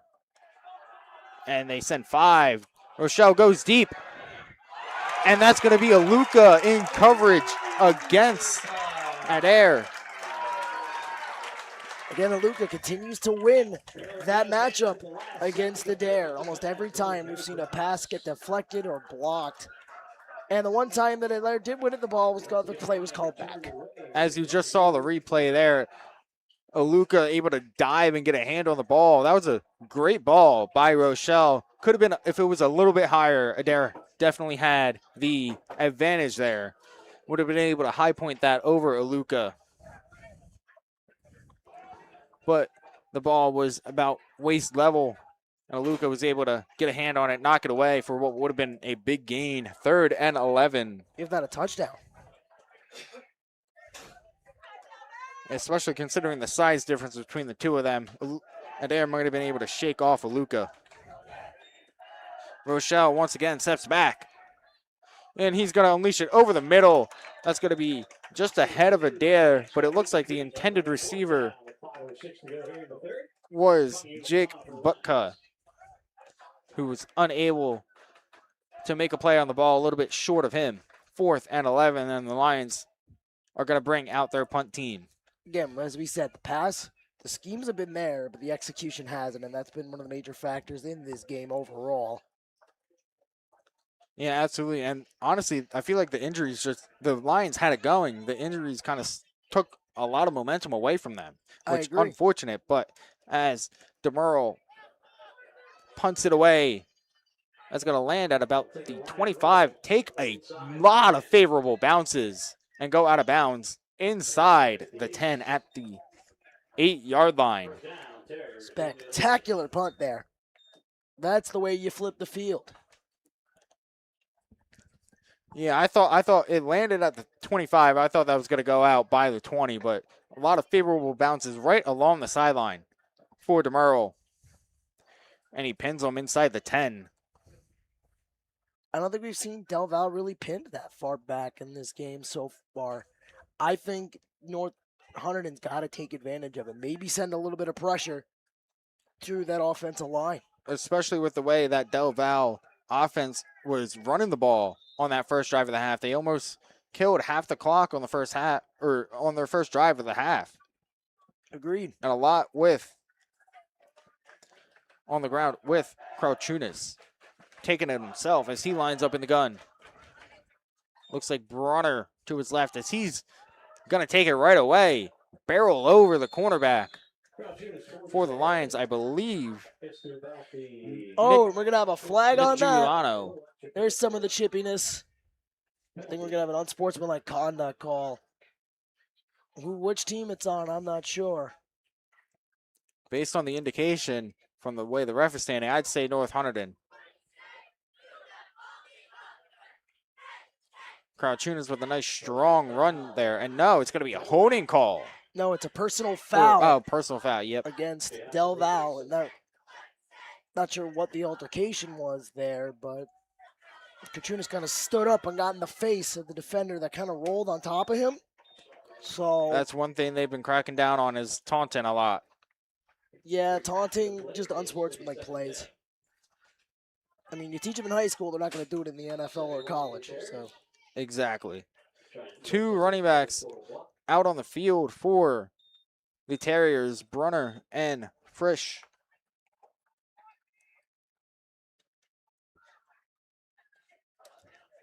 Crouchuna is under center, not something we've seen a lot today. And he's going to hand it off to Brunner, I believe, who is absolutely stood up. And taking another look at it, you see Brunner trying to get out wide, but absolutely stood up for a loss of maybe 1 on the game, on the play. Again, got laid into on that one. And I think why you're seeing Katrunitz underneath the center is because of the position of where they're at. I feel like if they were anywhere up the field, you'd see him in the gun. But, you know, you don't want to risk anything being in your own end zone. And I believe it was either 1 or 2. I believe it was Cleary on the defensive lineman getting the penetration and able to stand him up there as Katrunitz takes it and hands off once again on 3rd and long. The Terriers just looking to survive until 4th down to punt it away, and they send out the punt team. Again, a good job by the North Hunterdon Lions defense getting this stop and at least trying to get some momentum in their favor. I mean, you got a whole quarter left in this game. It's only 14-0. This one's far from over. 15:09, 15:05 and counting down left in the game, but 3 in the quarter. We'll see what the Lions can do as Costello boots it away to the 42. Esposito slips taking the punt, but he's able to get about 9 yards on the return down to the 33-yard line. Just watch out, Alex. Those guys in the back, they're going in. Those are 2 big boys throwing some heavy leather. And again, this is a rivalry that was 32 years in the making, so I think we should expect some chippiness.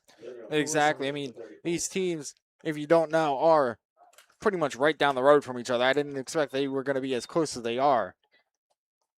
Granted, I'm from South Jersey, so I don't know where a lot of the schools are up here in relation to each other. But this is definitely a game where the team saw it on their schedule, and they had it circled week 0.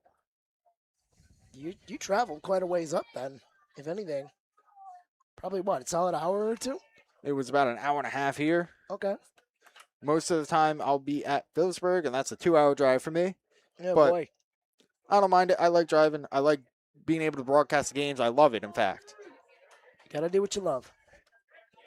As Rochelle and the Lions once again line up their best field position by far to start a drive. As he hands it off to Esposito on the motion over, Esposito's able to power forward for a 2-yard gain, 2nd and 8. See, if I was North Hunterdon in this situation, and I'm no football coach, so maybe I'm not perfect, but you just had your guy take a kick return back. I don't understand why you're putting him in right away. I get the momentum, maybe. The momentum factor going behind it, but he's going to be a little tired, but they're keeping him in? Though I haven't seen Esposito out of the game, to my knowledge, unless they've gone like a 5-wide set, but I don't think I've seen him out of the game. Right. Rochelle steps back, and another dropped ball by the Lions. Rochelle showing some frustration there. I mean, he's putting it on target. He absolutely is, and his receivers can't come up with the catch. As I believe that was Charbonneau there, the intended receiver there, as he's now on the near side. The crowd chanting Butterfingers on that one. We've seen that quite a bit in this game as a whole. I agree with them. More on the side of North Hunterdon, though. Yeah. I didn't want to say it, but yeah, a little bit. And Rochelle sends the man in motion, and he goes down to Butka, who wasn't able to reel it in, but he would have been out of bounds. 4th and 8. And at this point in the game, you're on their side of the field on their 33-yard line. I think you go for it, and it looks like that's what they're going to do here, keeping the offense on the field. I mean, that's what I imagine C.J. Robinson would do. you're kind of in the no man's land where, in high school you can't hit a field goal from 40-something yards away. Well, this would likely be a 50-yarder. Yeah. Now under 2 minutes to play in the third quarter. 4th and 8, do or die time for the Lions. If they want to get back in this game. Rochelle takes a snap, steps back. Pressure. He's going to get through it, and he's going to scramble for the first down. What amazing instincts there from Rochelle. Saw the hole, and he said, I got this myself. Boom, right through the hole. And the Terriers able to get a ton of pressure with only a 4-man rush there, which I understand why you're only sending 4, but it kind of cost them there. Indeed, I feel like you sent 1 or 2 more. That's a sack. I max would have only sent 5 just because you want 6 guys out there. You can only send 5 guys downfield. Right. As Rochelle takes a snap and hands it off to Esposito, who's immediately met at the line of scrimmage, and another flag. A late one. And the Terriers are saying they have the ball. That's Chris Cologne with the ball there, saying he has it, but I believe he got it after the play. We'll see what the flag is. Ibach disagrees, that's for sure.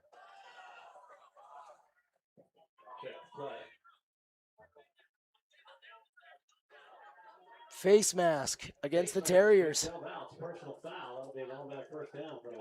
That's huge for the Lions. As they get the automatic first down. And we haven't seen many bad fouls from the Terriers. We've seen 2 personal fouls now. I believe that might be all of the fouls they've committed. And they've all been in the third here. Yeah. I mean, it's been a pretty clean game, and that's why Coach Ben Ibach doesn't agree with the call.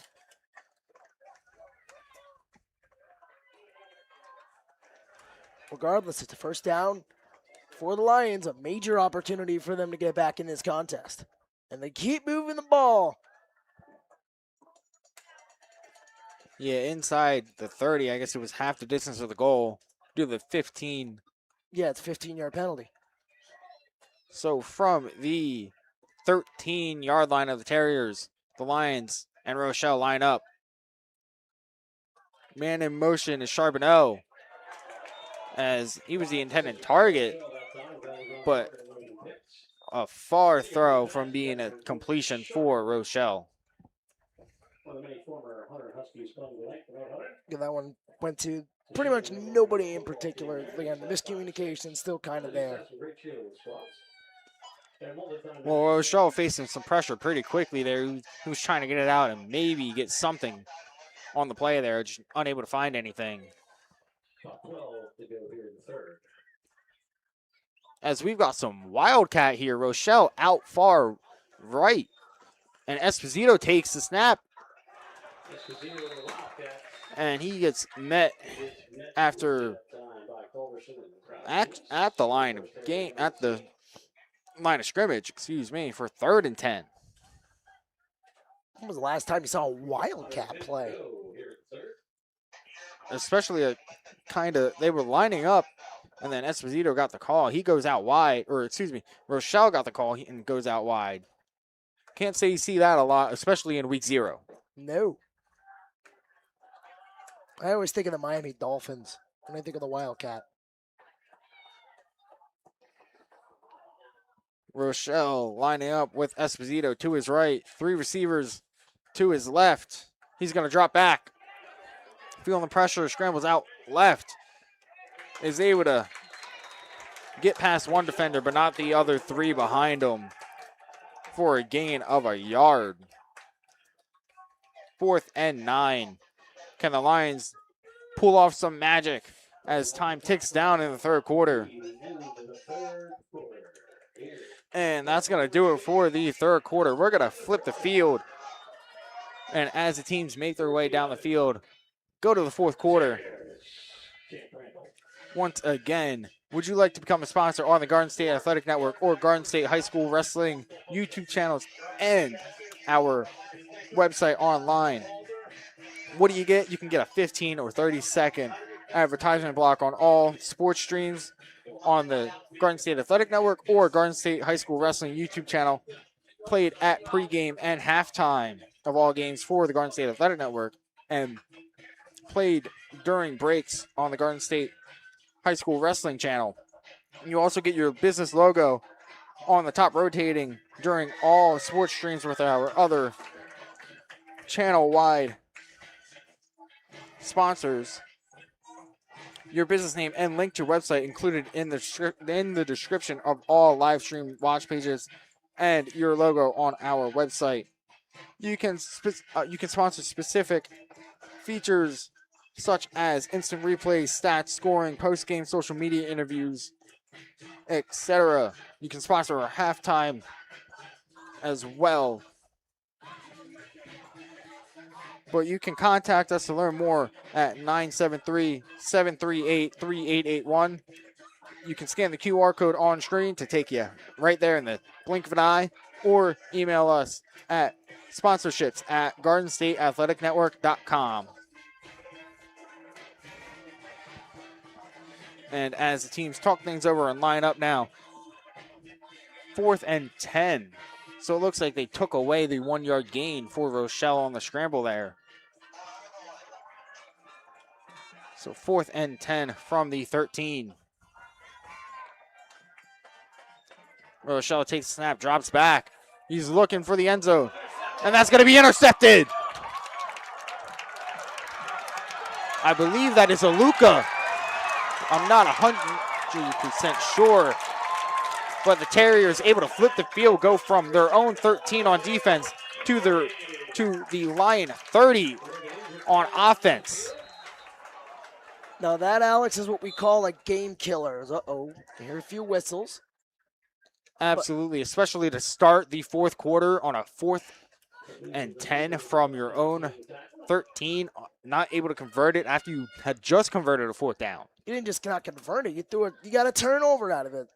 So just, I mean, maybe this is just me, but I think you take the points there to at least get something. I mean, you were in decent field goal range for your kicker. It still would have been a 2-score game, and with the way the Terrier offense has been running the ball in this second half, going for it, I feel like, is the only option because you're still down by 11 points in that case, which means you got to get a quick stop, and you haven't been able to do that in the second half.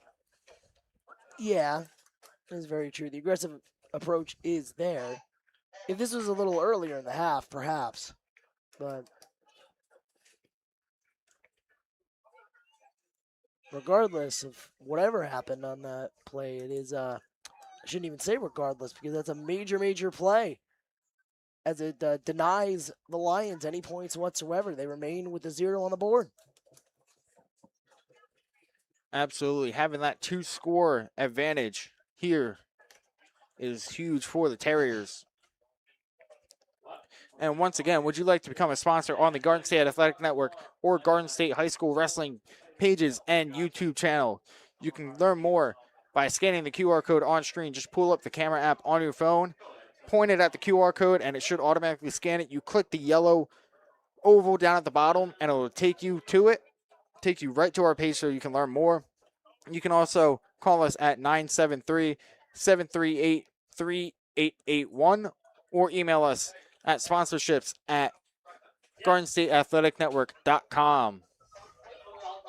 The Terriers still down on the field on the far sideline at the 30-yard line, so right where the play ended, that interception. I think there's an injured Lion on the sideline, looks like. I believe it's a Terrier, as Terrier players were waving over the coaches right after the play. Yeah, that is a Terrier. I can see the navy blue. And I believe it might have been the player who got the interception, as he is able to jump up and is being walked off, not using mostly his own power, testing out his leg a little bit. That's Liam Murphy. I'm pretty sure he was the one with the interception as well.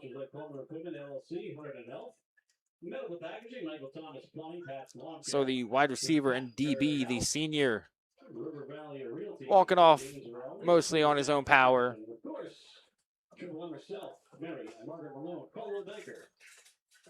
Good to see that he's okay. And let's get back to football. And now Carl Trunez lines up, standing at the 40, drops back, feels the pressure immediately.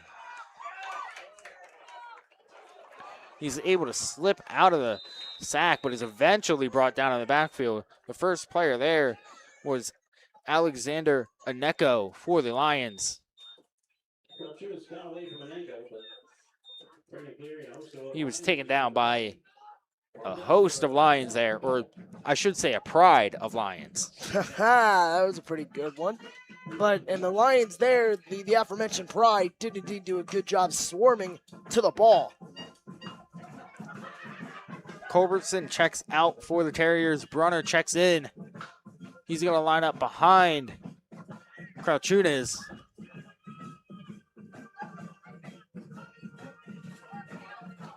Crouchunas takes the snaps and hands it off to Brunner, who's immediately stopped at the line of scrimmage. And I believe it was Cleary who had first contact. I stand corrected. It was number 54, Samuel Hansen, the junior. I mean, ever since the pick, sorry to interrupt you there, the Terriers have been going backwards. The Lions definitely, their defense seeming frustrated, they've been on the field for a lot of the game, especially this second half. As Carchunas takes a snap, rolls out to his left, and finds a man. He finds Tyler Small, the 6'1 DB. As you take another look here, Carchunas rolling out and getting the ball perfectly over a Lion to where Small was able to reach down and grab it for the first down on that 3rd and long. You talk about threading the needle, and he did that perfectly, right through the hole in the defense. Now 1st and 10 from the Lion 19-yard line. The Terriers are looking to make this a 21-point game.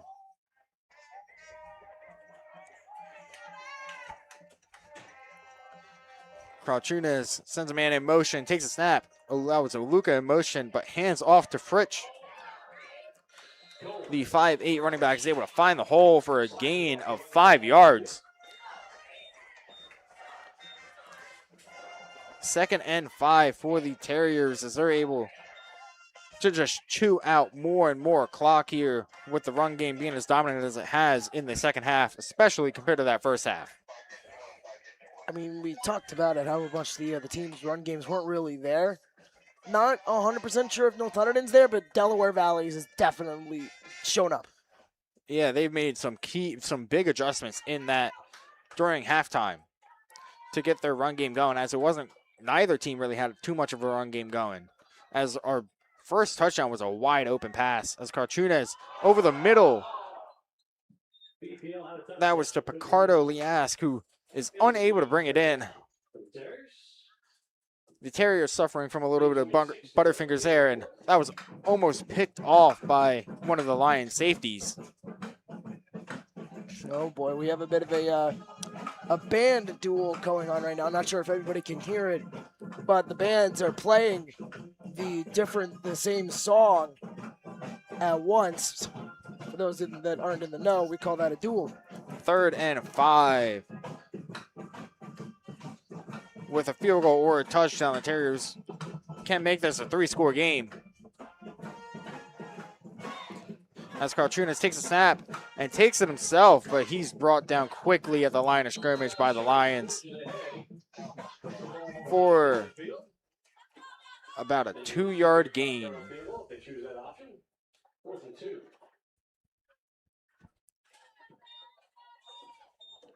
3-yard gain, so 4th and 2. What will the Terriers do? They're keeping the offense on the field for now. I feel like this is a situation where you just try to get the Lions to jump, and if they don't, you call a timeout. see if you can get that free first down. If they do call a timeout, I do have some updates on our out-of-town scoreboard. Costello is warming up still a little bit. And the Terriers are talking things over, so they have now called a timeout without trying to get the Lions to jump. So what are some of those updates on the GSAN out-of-town scoreboard? Well, Phillipsburg and Parkland are currently tied at 21 apiece in the fourth quarter, so a dramatic finish over there. And Brick Memorial beats Wall Township 28-3, so the curse there, the numbers was not to be. As for the other updates, I'm still waiting on some insiders.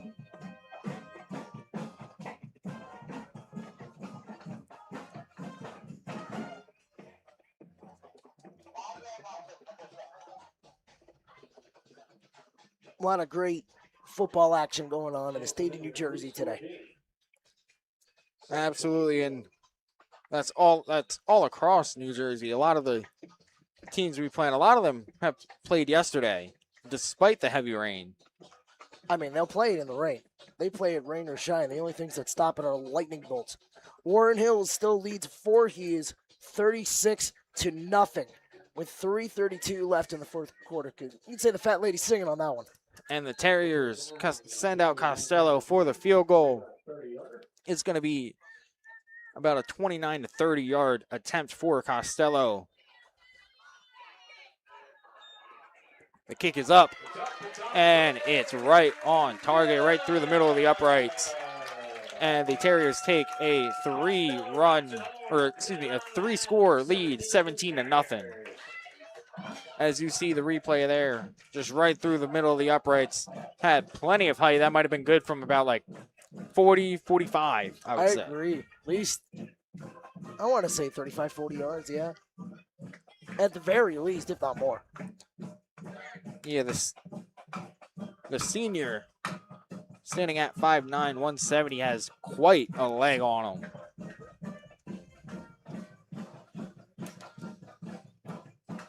Costello is also a wide receiver for the team, where last year he had 22 receptions for 236 yards and 4 touchdowns along to 32.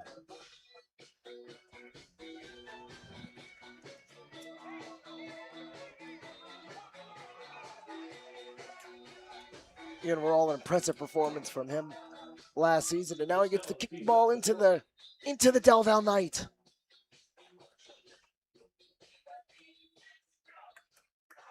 And Costello with the boot. A low line drive. That's going to be fielded, muffed by Nicholas Alperone. But he's still going to get some yards on it. And there's a flag coming in late. Flag way in front of the play. I'm thinking maybe a holding on North Hunterdon there just based on where the flag is.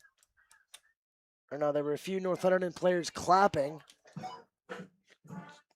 So I'm not sure what the sitch is there.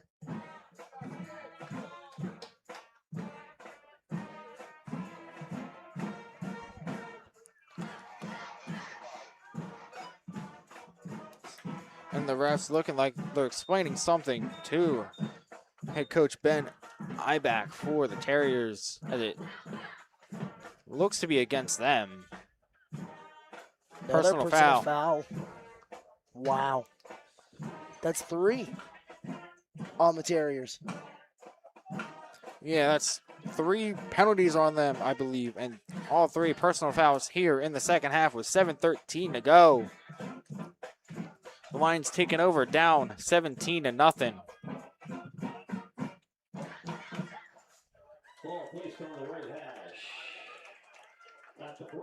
Rochelle back at the helm for the Lions. He's going to fake the handoff and get the quick throw for about 8 to 9 yards. That one to Luke Charbonneau. And the Lions in a hurry up here. And Del Val calls another timeout.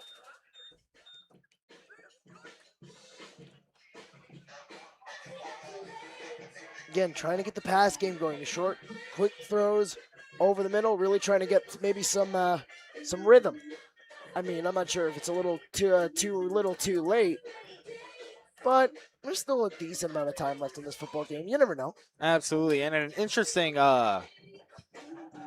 just evolution from Chase Rochelle as a quarterback. Last year, he had only 2 carries for 12 yards. I believe we've seen him run more than that tonight. Absolutely. Whether he's getting forced out, well, he's mainly been forced out. It's been the Terriers who've done a lot of QB draws.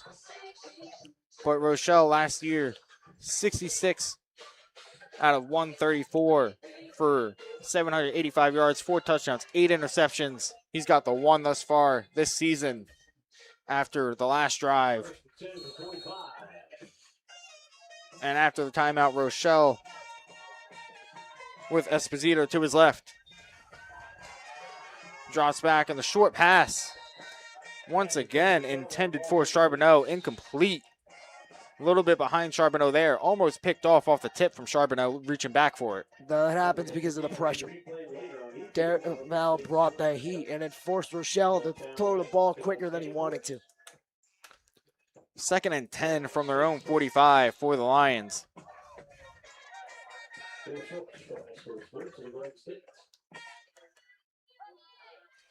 Two wide receivers out left. Make that 3. 1 out wide on the right, on the near side. Rochelle with Esposito to his right. Lions getting good protection there. The deep ball, that's going to be high pointed by the defender. I believe that's Picardo Liask with the interception there. As you take another look at it, great job by the Terrier, Picardo Liask, going up, high pointing the ball just like he does on offense, except this time on the defensive side for the 2nd Terrier interception of the night. I mean, he's got, don't forget, Rochelle had 8 interceptions last year, so he had a bit of an interception problem, and he's already got 2 on the day, as you said, but back to Liask on that one, just going up there and jumping for it.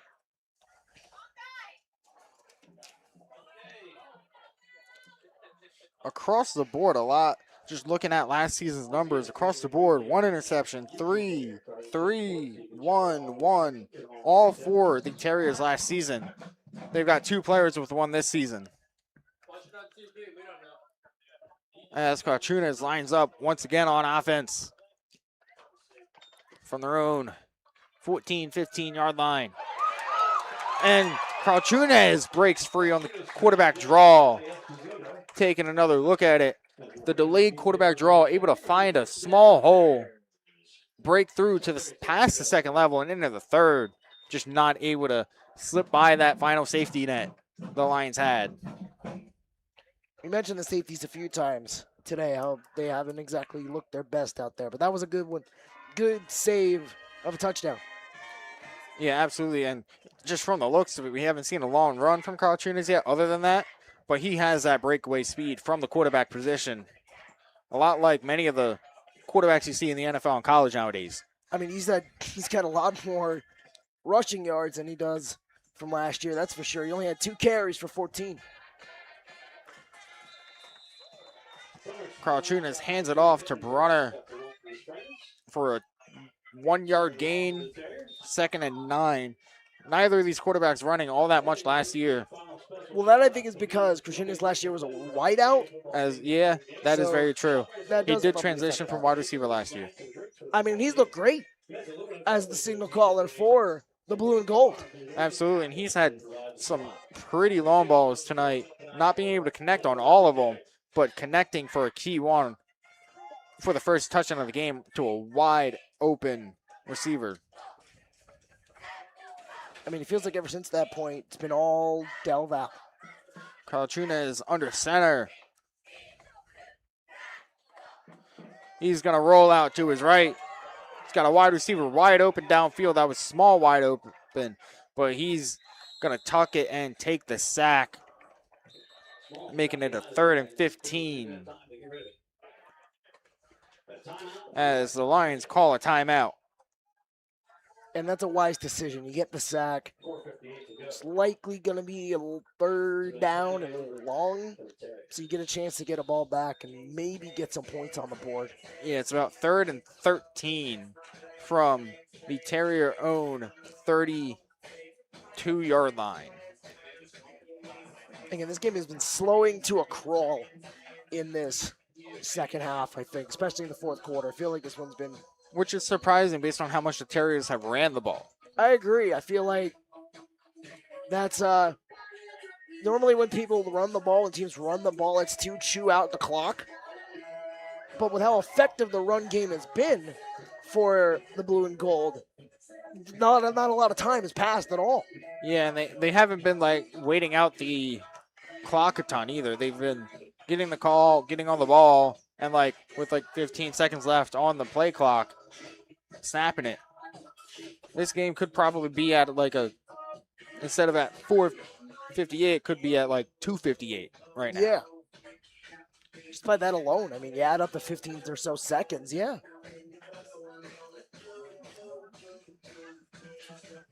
The Lions attempting to stop the Terriers once again.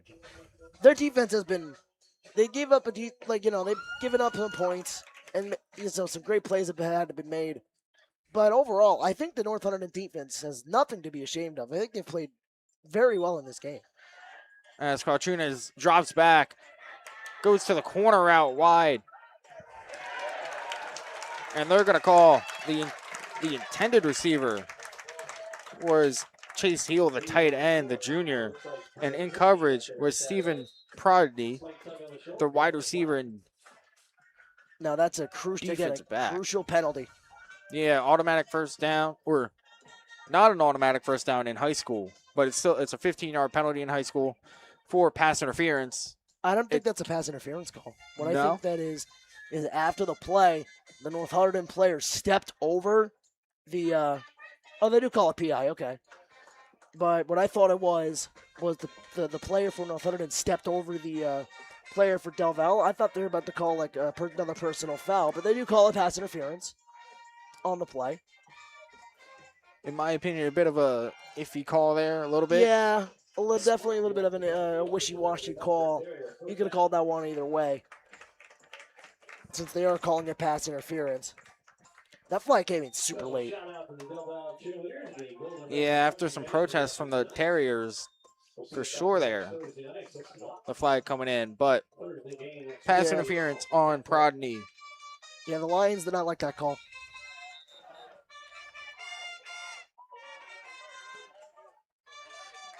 But that's been a theme of tonight.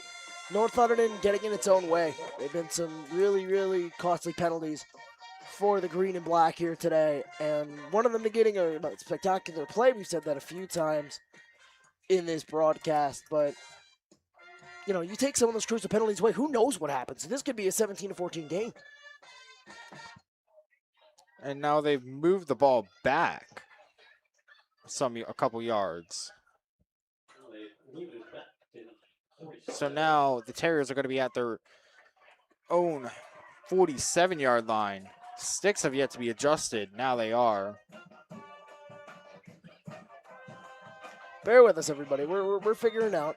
In the words of the great John Kovach, math am hard. If you know, you know. And Carchunas to take the snap. Motion small over. Goes with a triple option for the Terriers there. Carchunas decides to keep it and gets a gain of 6 yards on the near sideline. Again, we've seen him run a lot. And oh boy, I hear some more whistling. Just a timeout for North Hunterdon. Crowd did not like that. Maybe the Terrier fans wanting a little bit of misconduct penalty there for maybe a late hit. I didn't see any. No, I didn't see anything either. I'm not sure what they're jeering about over there. But of course, I mean, it's your quarterback. You're gonna fight for everything you can for him. Just keep him protected as much as you can. But the fans not liking a possible late hit. I didn't see one. I didn't see one either. But I mean, some of the folks in the stands, for all you know, he's their friend too. Aside from being their quarterback. 2nd and 4. Now in Lion territory after the Carchunas keeper.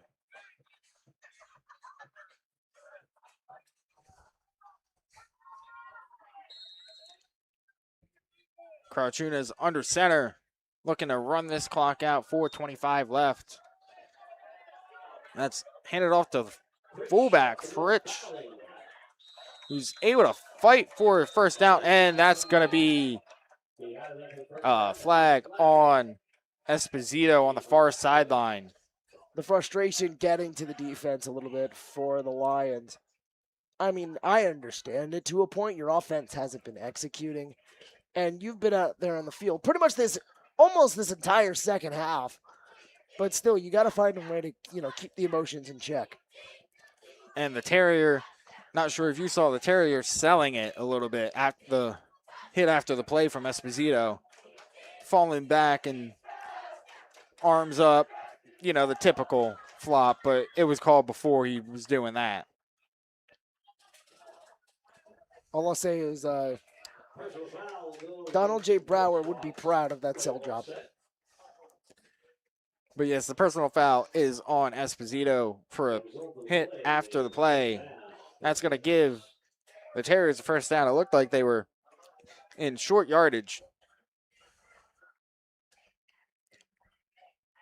With 4:15 left to go, I mean, if you're Del Val, I'm sure you're content to just run the clock out, as we mentioned, and I'm sure that's what their goal is, as we've seen Katrunus again under center a lot more.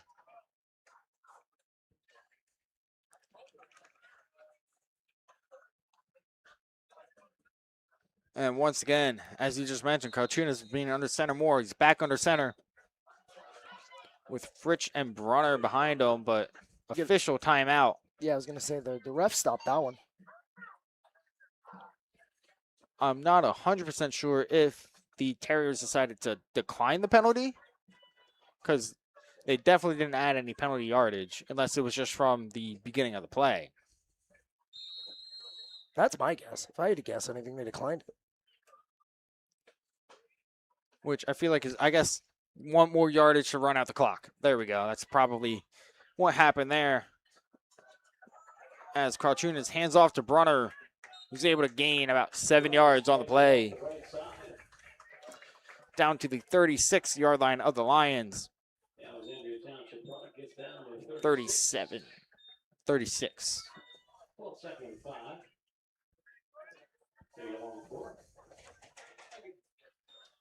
Again, but these nights we're still getting our bearings in week 0 when it comes to using the number line on the field.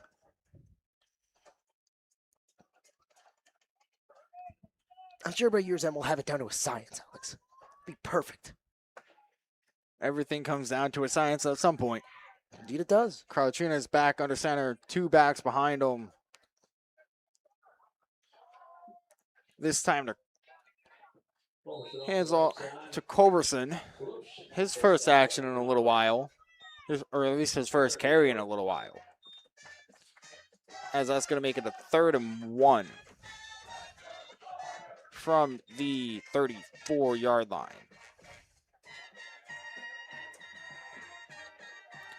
North Hunterdon's band still trying to cheer on their team over there as the clock is winding down. 2:22 and ticking.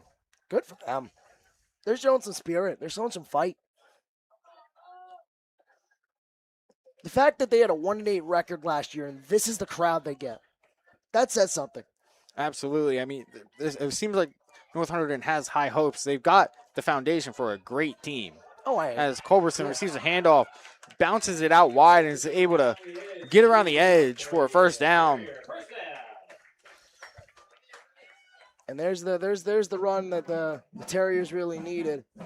Not sure if North Hunterdon calls their last timeout. The clock is... Yeah, there it goes. Again, it is the result of the first down. They stop the clock. Yeah, and that's essentially going to do it here at Del Valle, as they, I believe, should be able to just kneel it out unless North Hunterdon calls that timeout. But being down 17... I mean, why bother? The only reason I can see them doing that is trying to get some momentum going into next week. Not even that, just rivalry. That's true. That too. But no, not in the victory formation. Well, that is looked like a QB sneak. But no, I completely misread that, as that was a handoff to Brunner, as he will gain a couple on that. 2nd and 8, under a minute to play.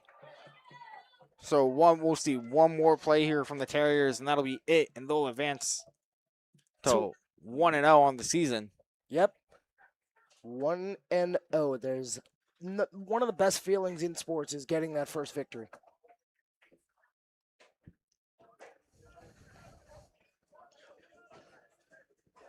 And now they'll get in victory formation. Now under 40 seconds. And that's going to do it here at Delaware Valley. They'll win 17-0 over North Hunterdon in a pretty dominant win, I'd say, overall. They were able to keep North Hunterdon on their side of the field for every drive except one. And on that one drive, they get a pick inside the 10. Absolutely. Just all around domination by the Terriers. The blue and gold fans love it. Cheering on their boys, as we'll see the traditional sportsmanship handshake. Always a great tradition in high school.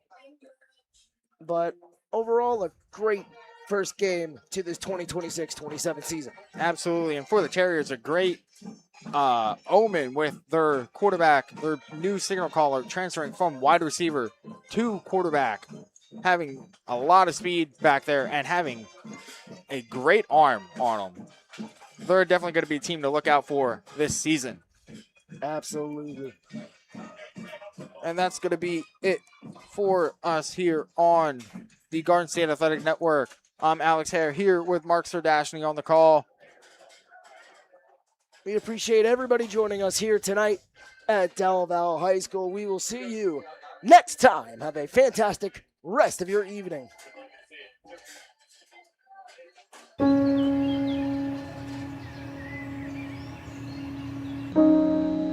This high school gym used to be packed most nights. Not anymore. Do you know why? Because bad behavior by fans, especially adults, has caused a shortage of game officials across the country. You see, without officials, we can't have sports. Don't let this become reality. It's time for a change. Let's bench bad behavior for good. Today's game is presented by the Harrington Companies. From breaking ground to bringing your home and garden to life, the Harrington Companies have been building and growing right here in New Jersey. Need heavy-duty clearing or eco-friendly disposal? Harrington Demolition and Recycling clears the path safely and sustainably. Have any paving needs, utility needs, or major site work done? W.J. Harrington & Sons Contracting delivers precision engineering built to last generations. And for your lawn, garden, and outdoor projects? Hoffman's Supply Home and Garden Center has the premium tools, plants, and local expertise to get the job done right. Demolition, construction, garden and supply. The Harrington Companies, New Jersey's trusted partner from the ground up. Visit us today. My favorite thing about playing high school sports is definitely the community it builds. It's taught me leadership, it's taught me resilience. Many people might go on to not play collegiately, but they can take a lot of skills that they learn and use it in their professional life, in their future careers. High school sports are worth protecting because it gives students an outlet to grow, to become a leader, to become what they want to be. Today's game is presented by Champion Athletes Sports Nutrition. Brought to you by Dan Wernikoff. This is a program built on real, proven results. It's a practical meal system the whole family can enjoy, using simple, everyday ingredients you can find at any local supermarket. If you want to lose weight, feel energized, and take control of your health, give them a call today. Champion Athletes Sports Nutrition, fueling everyday champions. From coast to coast and every state between, X marks the spot as Max Preps is your source for everything high school sports. From schedules, roster, stats, live scores, video highlights, photos, playoff brackets, to award programs that recognize the hard-working athletes across the country. Max Preps gives you access to every team, every game, and every player. Get in the know today by downloading the Max Preps app, available in both the iTunes and Google Play Store. Or visit maxpreps.com, America's source for high school sports. Today's game is presented by Performance Trophies and Medals in Randolph, New Jersey. When the final whistle blows, make sure you're ready to celebrate your team's hard work with the best awards in the business. Whether you need custom trophies for a championship season, personalized plaques for your coaches, or high-quality medals for the entire roster, they provide craftsmanship you can be proud to hand out. Make your next award ceremony unforgettable. Visit Performance Trophies and Medals in Randolph today and recognize your champions the right way.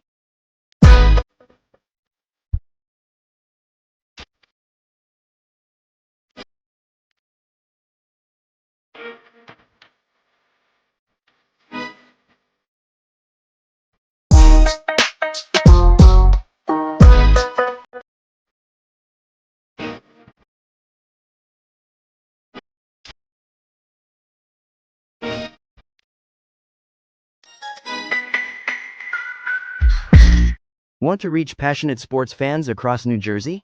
Partner with the Garden State Athletic Network. We rely on local businesses to keep our high-quality live streams free for viewers. With both network and game sponsorships available, you can maximize your reach across the state or align your brand with a specific local team. Your investment directly showcases New Jersey student athletes to highly engaged communities. Support local sports today. Email sponsorships at gardenstateathleticnetwork.com. Call 973-738-3881, or scan the QR code on your screen. Thank you for your support.